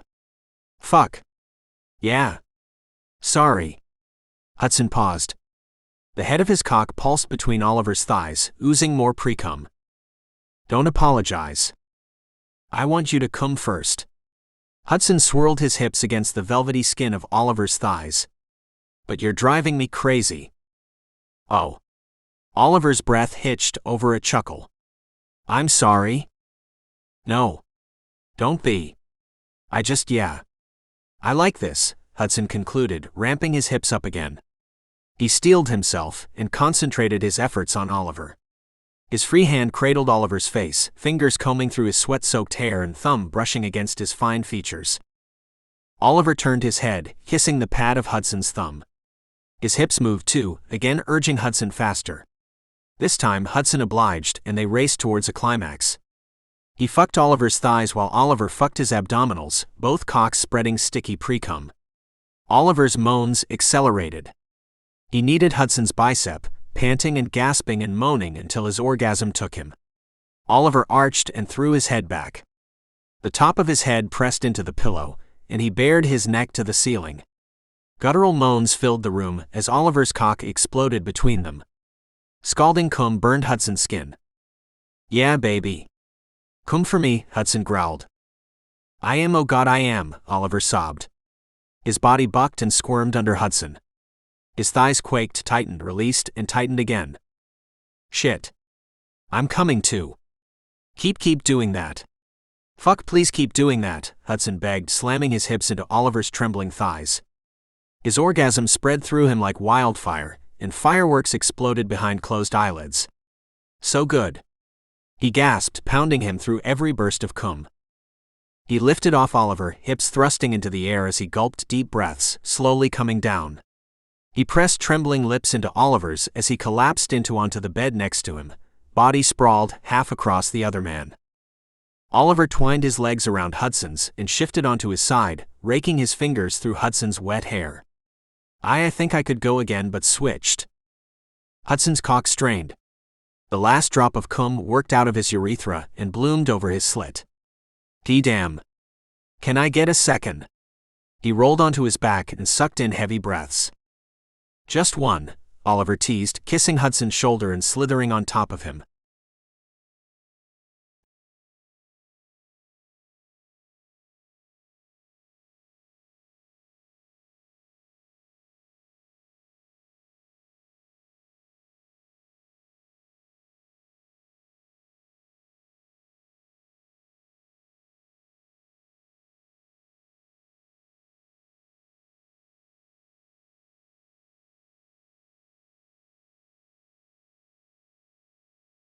Chapter 13. Oliver. Oliver's appetite for sex was insatiable. He'd waited his whole life for it, and having his first time with the person he loved was perfect. Hudson had been perfect. All 3 sessions had been perfect. The 2-night rounds sent Oliver to another planet, and Hudson, waking him up with a blowjob, crashed him back down to earth, reminding him he hadn't been dreaming. They had made their plans for the day, as Hudson washed dried cum and sweat off his body in the shower, breakfast at the little hole in the wall down the street, enjoy the rest of the morning at the art museum 2 blocks farther down. After lunch at another small restaurant, they dressed for the wedding. Hudson shaved his 5 o'clock shadow and sharpened the edges of his hairline, while Oliver washed and moisturized his longer hair. While Hudson wore his uniform, Oliver opted for a dark suit, pastel shirt, and complimentary bow tie. His long hair framed his face and rested over his shoulders. He tucked the left side behind his ear. They walked hand in hand to the venue, and quietly took seats on the bride's side. Hudson relaxed, displaying quiet confidence while Oliver surveyed the surroundings. Mrs. Sullivan wasn't kidding. "She can plan a wedding," Oliver mused. "We'll have her plan ours if you like her aesthetic." Oliver's face burned, and he cleared his throat, coughing into a closed fist. "What?" "We'll have her plan our wedding. I mean, if you want one. I'm fine either way. Isn't having a wedding fitting into heteronormative ideals?" Hudson shrugged. "If we want to grow old with each other, why not have a big celebration for our friends and family?" Oliver hummed. "I guess a big celebration seems fun, but marriage has so many strings. People being given away by the family, the whole business of consummation, and everything made for a wedding is grossly overpriced. I would know. I have wedding fees too." Hudson laughed. "All right. Call it whatever you'd like, but I want to stand up in front of our friends and family and very loudly say some vows." "In front of my family and your best friend, you want to say vows?" "Sure." Oliver shook his head.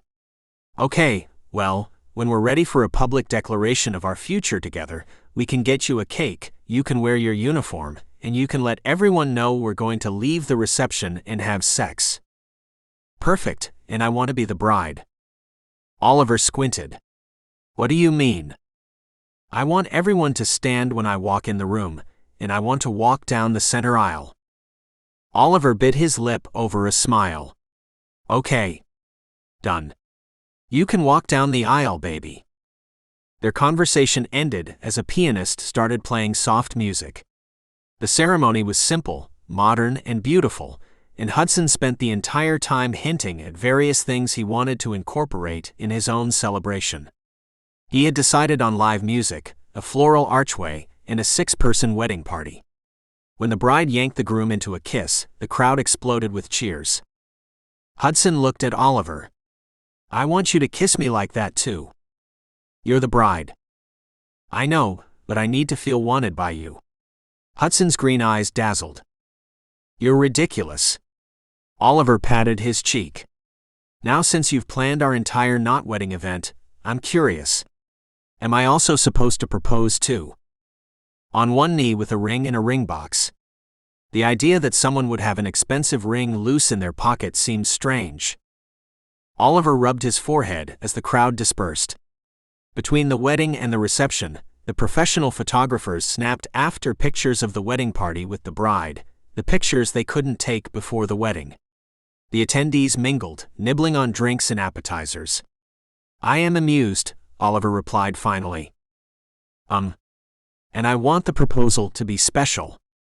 I don't want to see it coming, but it should be during a sunset, I think." "Good God, now you sound like Maxwell. How about you continue those thoughts while you find us seats inside and get us something to eat? I have to use the restroom." Oliver kissed Hudson's cheek. "Be right back." "All right." They parted ways as they entered the chilled reception hall after the outdoor wedding, and Oliver followed the wall along towards the bathrooms. He completed his business, washed his hands, and exited, bumping into Mrs. Sullivan as he entered the main room again. She caught him in a hug. "You made it." "I did, yeah." Oliver smiled. "It was a beautiful wedding. Your daughter was glowing." "Oh, thank you. It took months to plan. She's so picky." Mrs. Sullivan wrinkled her nose. "But if it's the most important day of your life, aren't you allowed to be?" "A very good point." She hugged Oliver again. "Oh, I'm so glad you came. My daughter isn't the only one glowing. I take it things with your Navy man are going well." "Why, yeah. They're great, actually. I left him somewhere around here. He's really having a great time too." "Of course. Well, don't let me keep you from him." She gave him a third hug, this time with a kiss, before retreating. Alone again, Oliver glanced around the reception hall until he saw Hudson's bulky shoulders and navy blazer beside the refreshments table. He was deep in conversation with a stranger. Oliver joined him, posting himself at his side. The woman stealing Hudson's attention ignored Oliver's approach and squeezed Hudson's bicep. "Oh. You're so muscly under your uniform," she giggled. Frizzy hair framed a round face, and hazel eyes were glassy from liquor. Oliver frowned. "Thanks." Hudson moved out of her grip and glanced at Oliver. "Welcome back." He kissed Oliver's cheek. "I got you some drink they're calling the bride's special drink. It's pink." "Thanks, but I don't want to interrupt your conversation." Oliver's spirit dampened more as the woman's features soured. "You didn't interrupt anything." Hudson hooked his arm around Oliver's shoulders after administering him the drink, and looked back at the woman. A pleasant smile rested on his face. "Yvonne, this is Oliver, my partner." "Oliver, Yvonne." "She's Hudson quirked his eyebrows, med student, right?" "Yes." She took a huge gulp of her drink and crossed an arm over her chest. One foot tapped the hardwood floor. "Yeah, she was telling me how she knew the bride. Apparently they've been friends since high school," Hudson relayed. "Ah." Stiff-lipped but too proud to abandon her conquest, the woman peered at Oliver. "So how do you two know the bride?" "We don't, actually." He made the table. "This one. Mrs. Sullivan commissioned it," Hudson explained. "He's a very talented artist." "Ah. Well, maybe one day I'll need something commissioned too." "Maybe so." Amusement flickered in Hudson's eyes as he trailed his hand down Oliver's back. So how long have you two been together?" "A while. He's the love of my life, so it feels like I've known him forever, but also like our relationship started yesterday." The woman downed the last of her drink. "Ah. She slammed her empty cup on the table. Oliver flushed.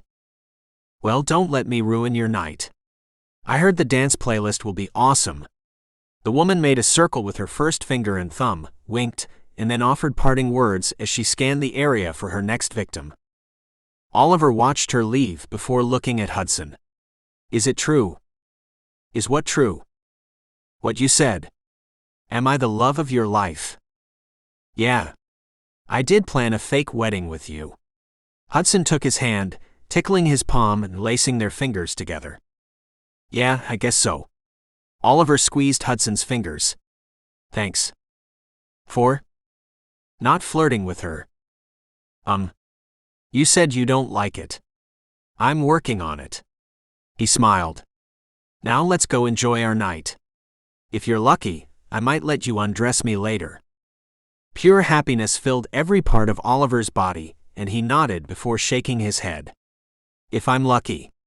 Oliver's eyelashes fluttered. Grinning, Hudson kissed his jawline.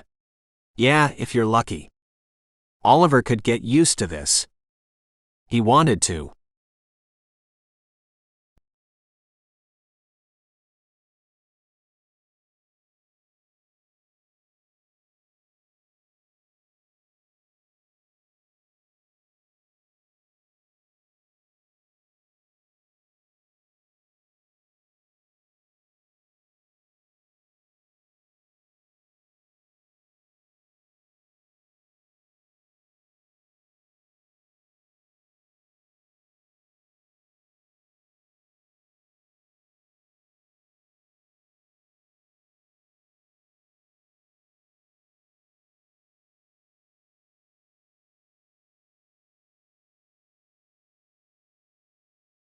Epilogue.